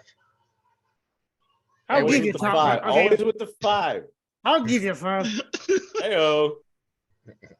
So, I stayed up all night last night trying to figure out where the sun was. And then it dawned on me. God. Waka There we waka waka. go. All right, so I let's see. like that one. You know what's interesting? Devyn. Women that get pregnant with twin boys have more balls than any other guys in the world. There it is. Never Love it. dawned on me. That's a callback. Waka waka waka. 38 seconds ago. So you know that the sign, when you're going down the road and you see that sign, don't text and drive. You know that sign is missing the majority of the target demographic. I don't understand it because they're probably texting and driving the whole time. They don't even see it. Boom. There it is. There it is. All right, one more. All right. Why are toilets so good at poker? Because they always get a flush. Ah, I hopefully. like that one. I like that one. Waka waka. Hopefully. Great. I didn't mean to throw some truth in there. My bad. Yeah, that was weird. I'll mark that one out. That's Who gave you that one? Not Is you. that a your Devyn? mom. Oh, Me and her are about to have a conversation right now. Boom, roasted. As long as I get No that more 5 from you. Wrestling jokes. As long as I can get that 5 from you, we're good. That's it.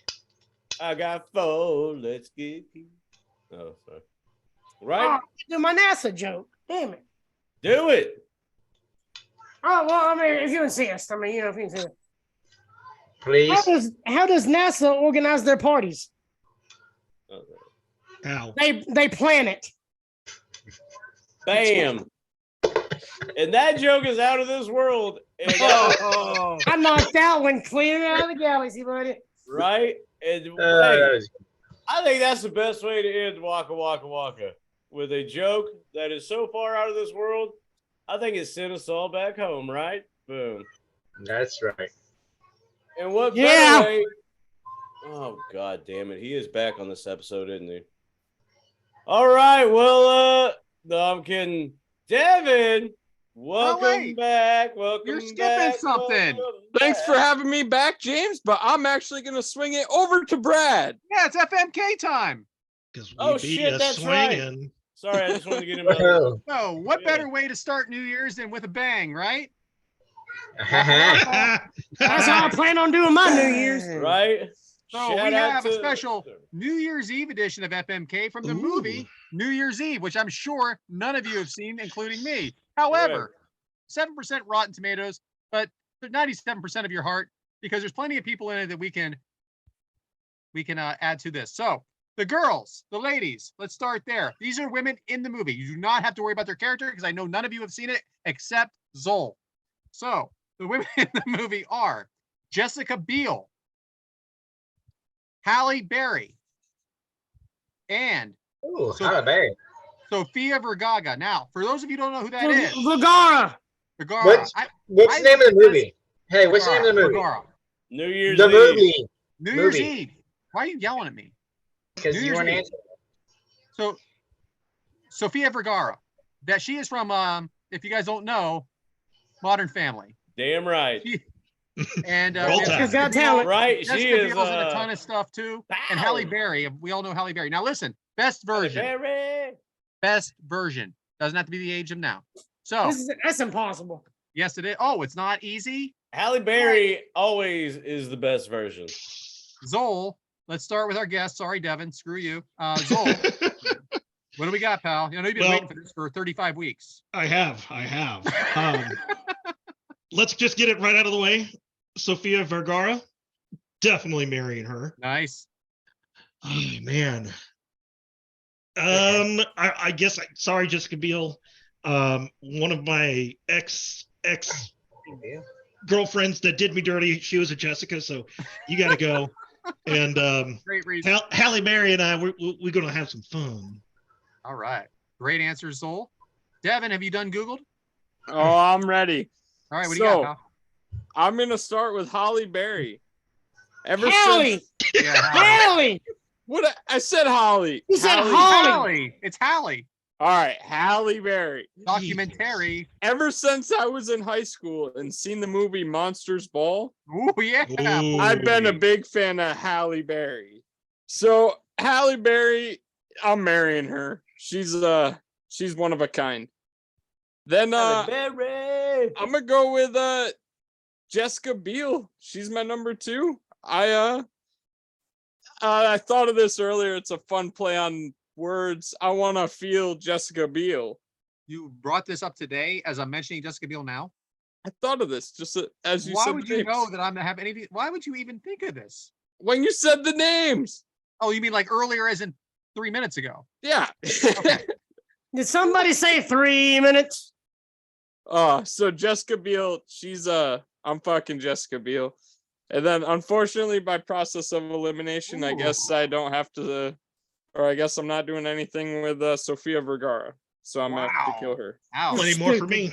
Mike, what do you got, pal? Dude, I am marrying Sofia Vergara, whatever her name is. No, you're right. You're right on the money. Right? She does not age No. at all. It's been 20 years and she looks the same. So in 20 years from now, yeah, she's gonna look the same. So marrying her, Jessica Biel, I'm fucking her because damn, she's fine. And Halle Berry, Different answer. sorry, gotta be No, you're out. good. No, it's Sorry. okay. You gotta I like Halle Berry. Like, listen, yeah. Amy's not here. You don't get to have sex with all of them, then kill them, and then marry them. No, but there we You go. don't get to break every rule known to man. It is a game that has rules that aren't mine. Heyo. Hasbro didn't publish them. Man, But that got there me, you go. dude. I still love that line. Oh, you think Hasbro put these rules out, Brett? Yeah. Awesome. Sunshine and Precious can kiss my ass, okay? All right, Adam. Well, first, I'm killing you for making me do this. Hmm. Because Ooh. how can you pick out of these three? That's Right. the game. Right. See, Halle Berry is 56. No. Best version. But her version now. It doesn't Thank matter. you. It's Halle Berry. Well, then what was the point of mentioning her age for? Because you said Sophia's 50. I just wanted to say she's still 50. Like she's 50 now and looks exactly the same she did 20 years ago. What is Halle Berry? I don't know about that. I haven't seen her David since. Justice is a dumbass for letting her go. Shout out. Mm. Was in 1993 Atlanta Braves for you? Shit, man, come on. 2003 Oakland A's for you. And you think Jessica Biel in that movie with Adam Sandler and what is it? Now I pronounce you Chuck and Larry? Where she's a lawyer and you see her ass? I mean, God, man. What about the Nutty Professor? I'm not. I mean, you didn't say Eddie Murphy, so I didn't think of him. So I thought we're doing the women. All right, go. I can see you doing something like the clumps. Pick which one of the clumps you want to F, Mary, kill. I can see you doing that shit. That's in the new year. Damn, Brad. I'd marry Halle because it's freaking Halle Berry, man. Halle Berry. The F Sofia Vergara because that way she can speak in Spanish whenever the neighbors can hear my name in Spanish. Always a great reason. Damn it. And even Scottish. I don't even want to say it. I don't even know what to say. I don't even want to say it. That's way Just bad. That's to like be- single digit reference right I there. just thought of it. You I gotta mean, say I'm it. better, You're I'm better looking than Ed O'Neill. I mean, there ain't no way Ed O'Neill's giving it to a ride on Modern Family. There's no way. No, he's not. I thought I could do it better than that. I mean, he Viagra's up, Blue Chews it up, but yeah, he's no Adam from Bama. I mean, Peg Bundy. I mean, yeah, come on now. He couldn't satisfy her to save his life. He didn't want to. True.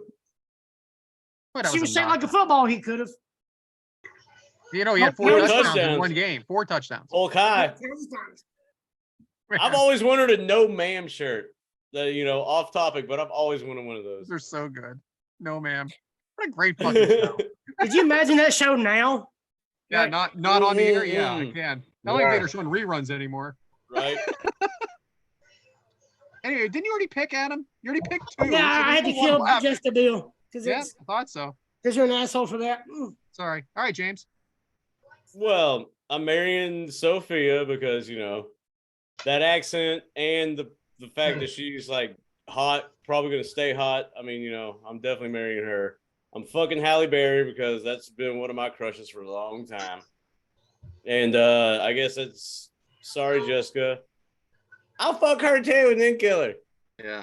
Well, here's the thing. I do like her in one particular movie. It was Summer Catch. Remember that one with Yes. Freddie Prinze Jr., WWE Zone? Freddie Prinze Jr. Rivals. X. Show. It's something about her ass and He doesn't write anymore. now pronouncing Chuck and Larry. Well, he's on Rivals. He's still involved somehow. Well, yeah. Rivals, huh? He's So starting he's his done- own promotion too.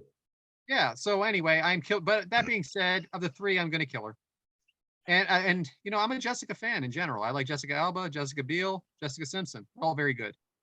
But gonna marry Sofia Vergara because I think she is curvy, hot, smoking hot, and everything I look for in a woman. And I'm gonna fuck Halle Berry because she's a close second. So those are my answers. Heard that. That's good. Yeah. So let's go with the gentlemen that are in this Here movie. we go. Now, remember, best version. So don't look at this old man the way you do now. John Bon Jovi, Well, we're halfway there.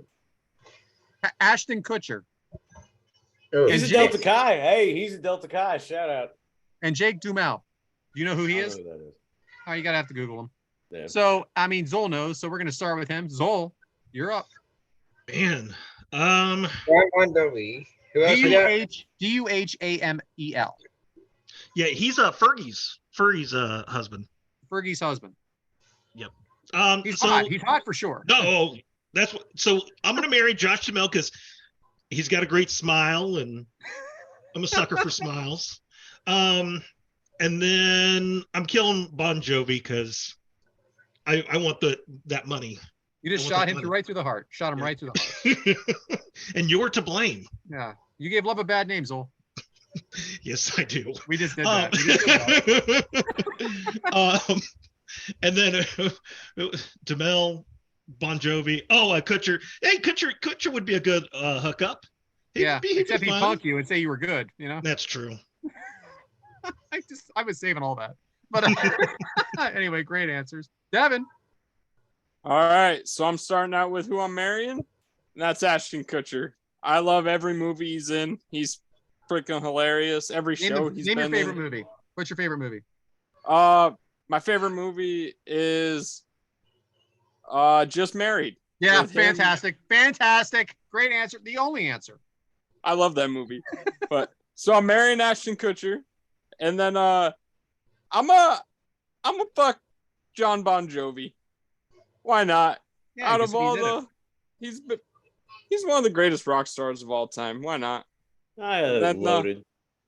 You know how many people he fucked, and you're gonna be fucking after he fucked them. You know how many people Ashton Kutcher fucked? Huh. Same. Yeah, There's he's a a Delta thing called Chi. condoms. There you go. So then what are we doing? And then Josh Duhamel, I'm gonna have to kill him. You just don't know him? Yeah, I'm not familiar enough with him. He Transformers, looks like right? a handsome dude. He's been married to Dating Fergie. Tad something, you know? He was in Transformers. Yeah. Yeah, he's a big star of Transformers. He's in 4 of them. Yeah. Very good, Mike. Way to Google. You're up. I said it first. So, Yeah, but I didn't hear you. Turn your hearing aid up. Well, just saying. Yeah. So killing Bon Jovi. Ooh, good He's luck. too old for my blood. You know he owns an arena football team. I don't Oh, give a You know what? you're living on a Is it a prayer if you Philly want to kill one? him. Yeah, the Philly one. I knew it. Fucking Fucking knew it. Josh. Cares about arena. It's already done, isn't it? There's not you want my even answer? You're gonna Could keep be. on fucking talking. Philly. Tell him, Mike. It's my time. All right, Cena, go. Time is now. I'm gonna fuck Josh and marry an Ashton. Very nice. Now you can speak. All right. Thanks, Mike. You're welcome. Text me later. All I right, will. Adam. Can I speak, Mike? Is that okay? Mhm. Y'all can talk now. I'm done. Excuse me. So, this is a toughie. This is a real toughie. Because Ashton Kutcher, and you link him to Demi Moore, and you gotta think striptease. So Bruce Willis. Die Hard. Mila Kunis. he wishes he was in a Christmas movie. Anyway, so oh god. I probably marry Josh Duhamel because he's a handsome man and I'm a big Transformers fan. You're welcome, Mike. But probably marry. No, I'd F Ashton Kutcher. That way I could have Demi Moore. Marry Josh Duhamel. And I forgot who the other one was. John Bon Jovi. Oh yeah, halfway, yeah. He's Alright. he's done had too many skanky ring rats and yeah. Ring rats.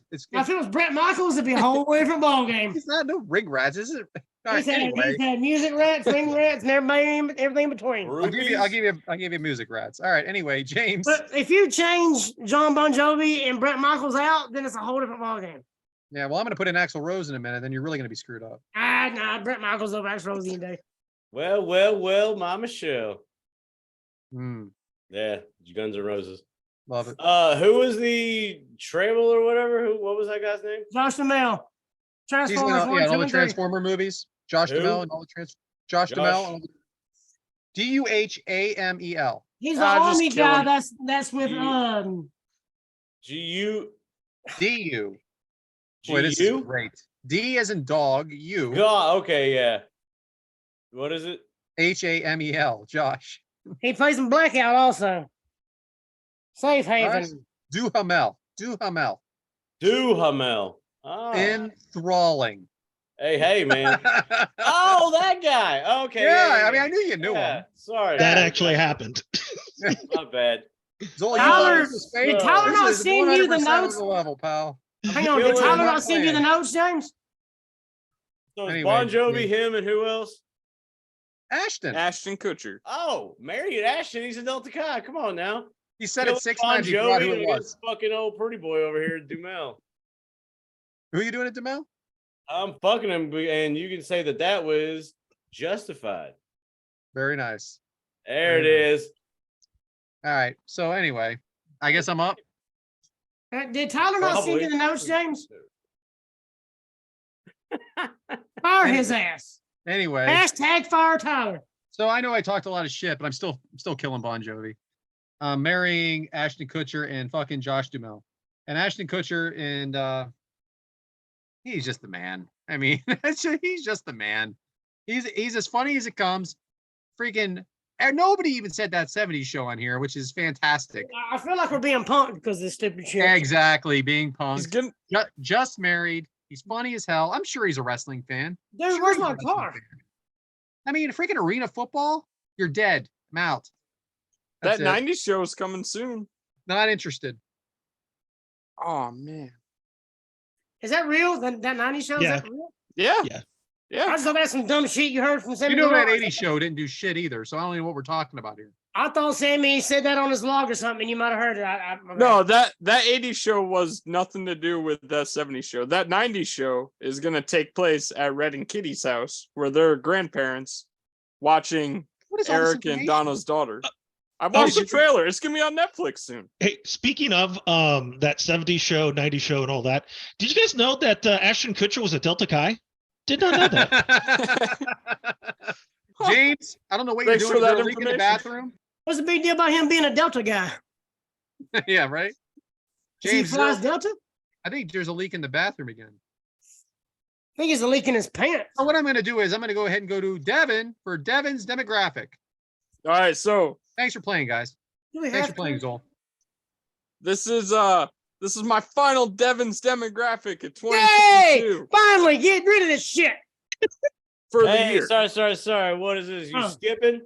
We're just going to Devyn's demographic. Are you? I took control. Like I took control. I didn't know what to do. I didn't know what to do. Oh no. Well, yeah. Sorry. Shout out to my neighbor Brandon. But yeah. I popped premature, my man. Devyn started with his demographic there, James. Nice. This is just what better way? Come on. Yeah. Welcome back, Cotter. What better way to start the show or interrupt the show or do whatever the hell we're doing here than Devyn's demographic. So, Devyn, take it away. 2022, a year as a whole, has been amazing. It's been pretty insane. We've had, like we touched on earlier, probably the craziest year in pro wrestling history since like 2001. Literally our entire world is just flipping around. There's the debut. You became friends. We wave Snapchat and shit like that before this podcast even. Yeah, we were. Yeah, that was the start of 2022. Romantic. Right. Later, a few months later, in April, we started this show. I've made a crap ton of great friends along the way. You like five, our 4 million followers. You five, I've become extremely close with. Zoel, he was the final person I took a picture with at Top Guy Weekend. Great to be last. Brad, thank you for doing everything at Top Guy Weekend that weekend. Honestly, just thank you to all 5 of you. Thank you to everyone that's out there listening. That's 2022 has just been a great year. From everything. The start of Kickout Crew, half of our followers trying Nitro Pepsi, making a bunch of great friends. It's just been great. I look forward to next year and all the episodes that we have next and everything that's yet to come. Awesome, Devyn. And by the way, we bust a lot of balls here, but yes, we appreciate you and everything you do. We do have a lot of fun here, but yes, thank you for being a part of this. We appreciate you as well, my man. And fuck Sammy Guevara. Yeah, and Tay Connie and the NWA. All right. And Trevor Murdoch. Damn, that one came out of left field. I don't know why I don't even mean it. I don't even mean it. I want to end my my Devyn's demographic with a quote that Adam actually said earlier. You never know how strong you are until you have to be strong. I think that's a great quote to live by, and especially to push us into this 2023. Exactly. Amen, my brother. And that's the spirit of the new year.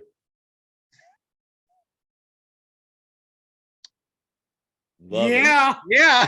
That was good. I thought Devin was gonna, Back but to you, James. Well, hey, appreciate that, Devin. That was good stuff.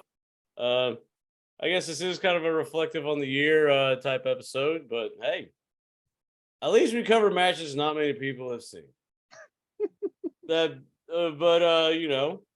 Speaking of bringing the heat and the star of the show, like a first show main event, second show main event. So might as well bring this main event. And what better way to watch wrestling? Hang out with your friends, have a couple brews, then some fucking food. So what's better than Mike's Meat Minute? So Mike, what you got for us this week? You are muted. You're muted, Mike. I got you. Thank you. I got kids running around. All right. So Real shit. I got something very, very special. This is a New Year's tradition around me. So it's not just one recipe, but it's going to be a whole little meal. It's black eyed peas. Take them. Brady gave me the big eyes. You want the fresh ones, the ones in the bag. What you want to do is soak them overnight. And then in the morning, you wake up, you put them in a slow cooker, cook them all day long. When you're ready for your dinner, you're going to take some of your stuff, collard greens. You're distracting him, James. You're fucking me. He said it was New Year's, so we need some odd leg side. Yeah, but he can't concentrate. You're fucking me. Odd leg side in the background, copyright free. I knew what you were doing. Mike didn't like it. Go ahead, Mike. No, we got your black eyed peas. You know he hasn't read this recipe yet, James. Come on. You make some cornbread and you fry you some pork chops, and however you want to fry your pork chops. Grill your pork chops, fry your pork chops. Do some kind of pork for your New Year's Day. And it's a Southern tradition. You got your collard greens, black eyed peas, cornbread, and pork. That's Fantastic. it. I eat all. every New Year's Because Jameson fucked me up. I had a good thing going, and James fucked me up. Start Mike, give somebody some sausage. Mike, do you put sauerkraut on and stuff? Sauerkraut. I love sauerkraut. Because I heard it's kind of a rule, like pork and sauerkraut on New Year's, right? Yeah, I love sauerkraut. I do it a few times a year, but I mean, it's not something I have every day, but I can do it here and there. Anyway, Mike. So I believe you have pork is what you have to do, right? Yeah, pork and Pork? sauerkraut. Oh, I definitely intend on giving some sausage to somebody New Year's. And then I black. Pork. You need to do black eyed peas, and you need Boom, to do boom, some pow. kind of greens. Mike, So, like, but you can go ahead and keep talking, right? And then little smokies and barbecue sauce, and then you get your Yeah. No smoky. That's pork. It's a pork. Any kind of pork. It's supposed to give you good luck. The collard greens are supposed to give you money, bring money to you that year. All right. I don't know what the black eyed peas do, but I like black eyed peas. So. Good luck. I think it's bad luck. It wards Boom, off bad boom, luck or pow. something. Yeah, it takes off bad luck, something like that. But It's a meal we have every year, New Year's Day, January 1st. That's what we have. Okay. So, Thank you, Mike. Merry Christmas, Mike, Happy New Year. If I could touch on your Mike's Meat Minute, last week you talked about trying JR's sauce, not the sauce, but the powder mix on top of pizza rolls. Fantastic. You did it, right? Awesome. Yeah, I tried that. Oh, I'm telling you, dude. That was my lunch today. Oh, I'm telling you, that shit's amazing. Man, gourmets in the kitchen, huh? All you gotta do is throw that shit in the microwave for a couple minutes and you're good to go. 2 recipes. You get it. So James, back to you. Dickheads. Or is it back to me? No, it's not yet. Well, yeah, I guess sorry for ruining that segment, Mike. But hey, New Year's food, we all know the tradition, and thanks, Mike, for expanding on what all of the meat and everything and the symbolicism of all of the foods involved. So, of course, what better Mike's Meat Minute than one that relates to the new year, because we're celebrating the new year. That being said, what are we doing next year? I don't know. So, Brad, what are we doing next year? So we are gonna continue with our Rival series, and Mike will talk about that right after we're done here, me and Adam.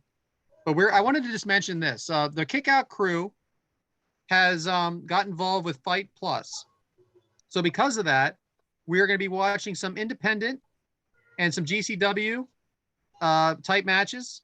We're going to get outside of our comfort zone a little bit because we sometimes feel we're talking a little bit too much WWE and too much WCW.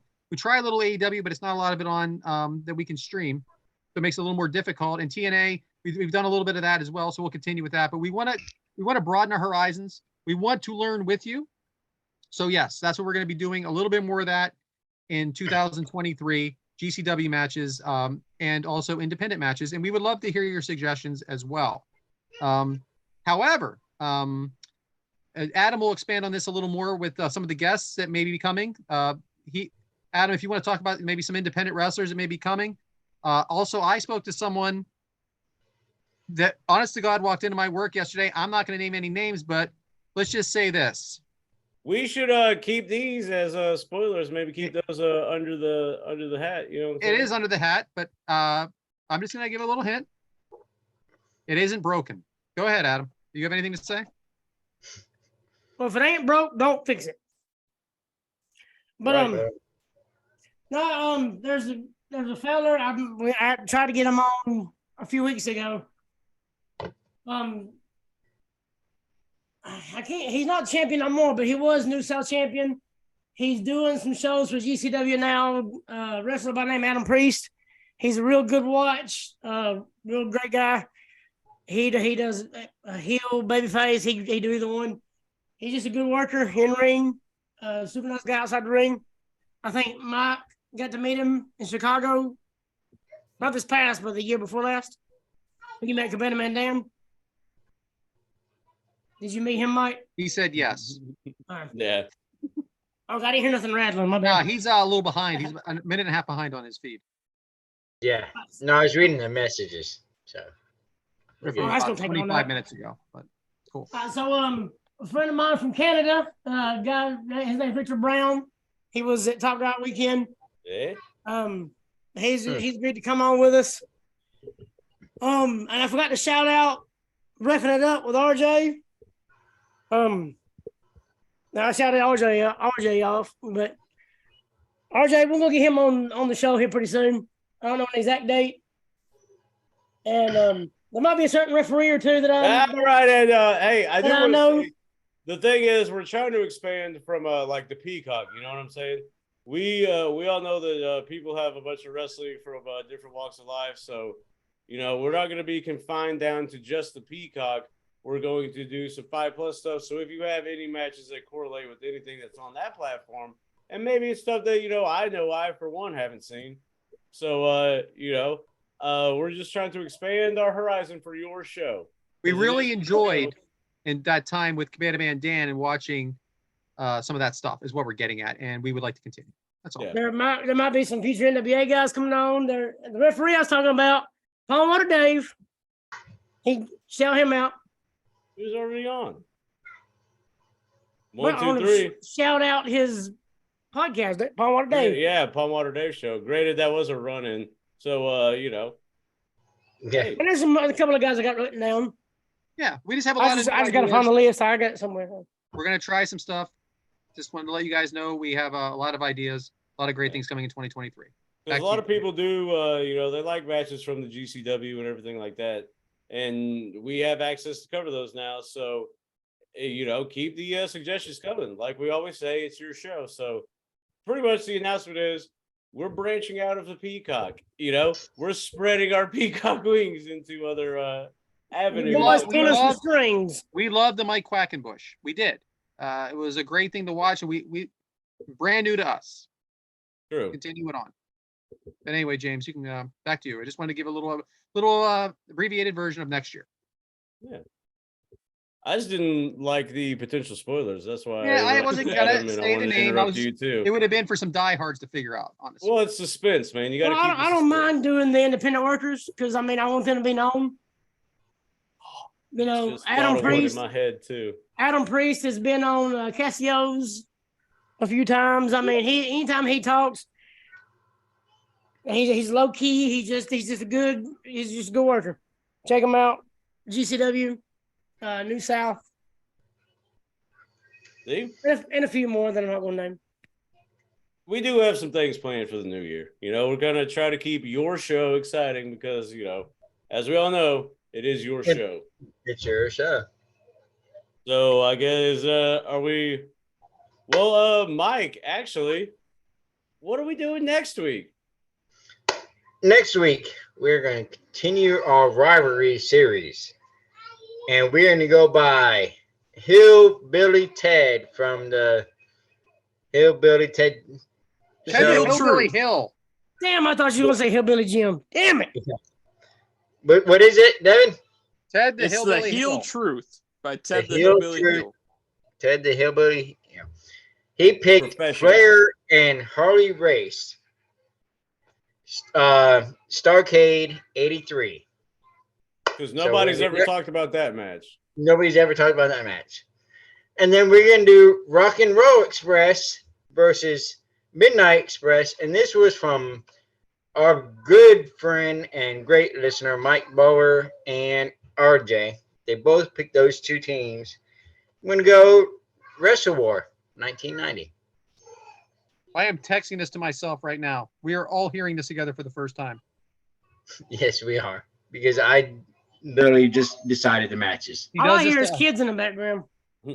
Yeah, they're about to get their buttons. Did the duct tape come off or something? It did. They learned how to get their way out of it. I got some good Boy Scout knots I can teach you. Oh my gosh, here we go. I need All right, something. back to you, James. I definitely need something. Well, it appears that we know what we're doing next week, and we know what we're doing, I guess, at the next year. And there are probably going to be some spoilers along the way. Who the hell knows? But it was a fun episode. I had a great time. I hope everybody else did too. Listen along. Zoel, hope you did too. I'm going to kick it to you next, so just give me a second to shill my shit. I am at James Elcori. That is the at. And then James Elcori, it's my name. Easy to follow. I don't have gimmicks. But we are at Kickout Crew. We have a very active TikTok. We have a smashing Instagram. And you can catch full video episodes, which we do recommend on the YouTube.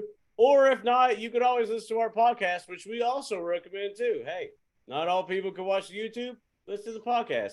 And if you, if you like what you're hearing, my God, it's your show. Be a friend and tell a friend, so we could help your show grow. And that's enough of me shilling. So I'm going to kick it to Zoel next. Zoel, this is, the goodbye. So tell everybody everything you need to. Put yourself over. Give your Twitters. Give whatever you need. And, hey, it's your show. Well, I do want to thank you guys for letting me tag along here on the show. It's been a lot of fun. I think the world of all you from the Kickout Crew, and even Sans one with Coach. So I think the world of you guys. I kind of following with what Devyn was saying earlier, I'm very grateful, very thankful to have you all as friends, and to be able to shoot the breeze with you on whatever's going on, whether it's football, wrestling, or life in general. So very grateful for you all. And on that note, I do want to make sure to say we're desperately out of time. The tape machines are rolling. No. Love it. Hey, we're glad to have you, Zoel. One of my homies for sure. Shout out to the FS community, like keeping us growing. Yeah. It's friends like this and friendships like this that make it all worth it. You know what I mean? That being said, Brad, how can the people reach you? I am Brad at Yes Man Brad on Twitter. This was a really fun time tonight. Zoel, thank you so much for coming. Long time coming. We saved the best for the end of the year, right? Boy, I'm in trouble for that one. Out with a bang! Out with a bang! Just kidding, of course. We love all of our guests, but Zoel, it was really great to have you. Long time coming. And we'll get you on here again, okay? Sounds good. Oh, yeah. I mean, hell, it's your show. It's your show. Oh, is that a tax write-off? Can I use that as a tax write-off? Whatever you need. Yes. Yeah. If you can prove that there's revenue generated, go for it. Oh no! I needed to take money a from loss. this show. I needed to take a loss. That's why. Oh well. We've all taken a loss for sure. So I would say we've all given money to this. Yeah. There is no doubt, and that is a fact. And once again, I want to thank the cold, refreshing taste of natural light. Any day. But yeah, thank you, Zoel. Moving on. Devyn, how can the people reach you? Welcome back, man. Yeah, I'm Devyn D19 on Instagram, Twitter, Snapchat, wherever you want to talk to me. Like the guy said, Zoel, it was a pleasure to have you on this week, man. It was like this a long time coming. You're a great friend that we made this year in 2022. At least I did. And yeah, I'm looking forward to next year. Looking forward to the future episodes, more memories and stories with the rest of you guys. Hell yeah. Well said, Devyn. I agree. And well, Mike, you're next on the screen. So Mike, tell the people how they can reach you, send recipes, all that good stuff. Well, y'all can reach me at Whitaker1028 on Twitter. And send me a recipe. Send me, if y'all got a family recipe you want on here, send it to me. I'll put you guys over, and our millions and millions and millions of fans. And I told you I would send you one of my shirts. Just any shirt will do. Yeah, we'll listen to it. And, we'll put you over on it. But with all that being said, I want to say, I hope everybody has a great new year. And 2023, it's going to be promising for the Kickout crew. I can promise you that. Well said. Bam. Well, good stuff, Mike. Can't wait to see what you're talking about because I have no idea. So I hope it is promising. And Adam, you're next on the screen, obviously. So Adam, tell the people how they can reach you and, sorry. I hope everybody had, backtrack. Hope everybody had a good Thanksgiving, good Christmas, good New Year. Hopefully get to see some folks at these wrestling shows coming up locally. Got one in Atlanta, one in Huntsville. So get out and enjoy some independent wrestling, guys, because there's Impact more than independent, but GCW coming to town. So get out and enjoy independent wrestling, man, because watching it on TV and then being in the crowd is two totally different things. You can really feel the energy when you're in the crowd. So support our guys because we ain't got nothing to talk about if they're not out there performing. That's That right. is true. And if you are guys and gals. Yep. And if you're in the Atlanta area around the 13th, 12th, 13th, 14th? Yep. Hit us up because there's gonna be several Kickout crew members there. Well, Impact, was it Hard to Kill? Hard to kill. Hard to kill. Y'all are great. Friday the 13th, then Saturday the 14th.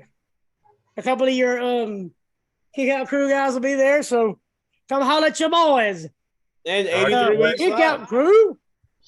And we got 83 weeks live, so holler at us. Let's come take a picture. Let's buy a beer and do something. I mean, you're gonna buy me a beer, I'm all good for it. So I do agree with Adam. You know, support local wrestling because that's literally the backbone of what we all love in the mainstream. You know what I mean? It doesn't exist without local wrestling. So support your local talent, and you know, maybe who knows? The fact that you support them is probably going to attract attention from other promotions. Like, damn, they got a good following. Hello, like that's what it's all about. And thank you, Zoel, for joining us, brother. I always enjoyed chatting with you. Yeah, Always, anytime. I'll always make time for you guys. Yeah. Well, I guess this is our end of our you know, it's the first, like, I wouldn't say calendar year, but it's the end of the first year according to the calendar that we've had. So we want to thank everybody for you know, sticking with us. Times have been tough. Times have been good. Times have been bad. But you know what it all comes down to is hope for the future, not for the future. So, you know, as the song says, it says something. I don't know. It's in a different language. But the thing is, moving forward, always remember that when life gets you down, you have the power to kick out at two. Because that's what we do. It's what we all do. We are the Kick Out Crew. It's your show. You're part of this too. It's not us kicking out at two. It's you kicking out at two also. So that being said, rock in the fucking new year. Have a good time. Celebrate. But always remember, life will never get you down because we kick out at two. That's what we do. We're the Kick Out Crew. Thank you, Zoel, for joining us. I want to give, you know, thanks for everybody for listening. And hey, have a good fucking week. Happy New Year. Happy New Year, guys. Happy New Year. Happy New Year. Love y'all.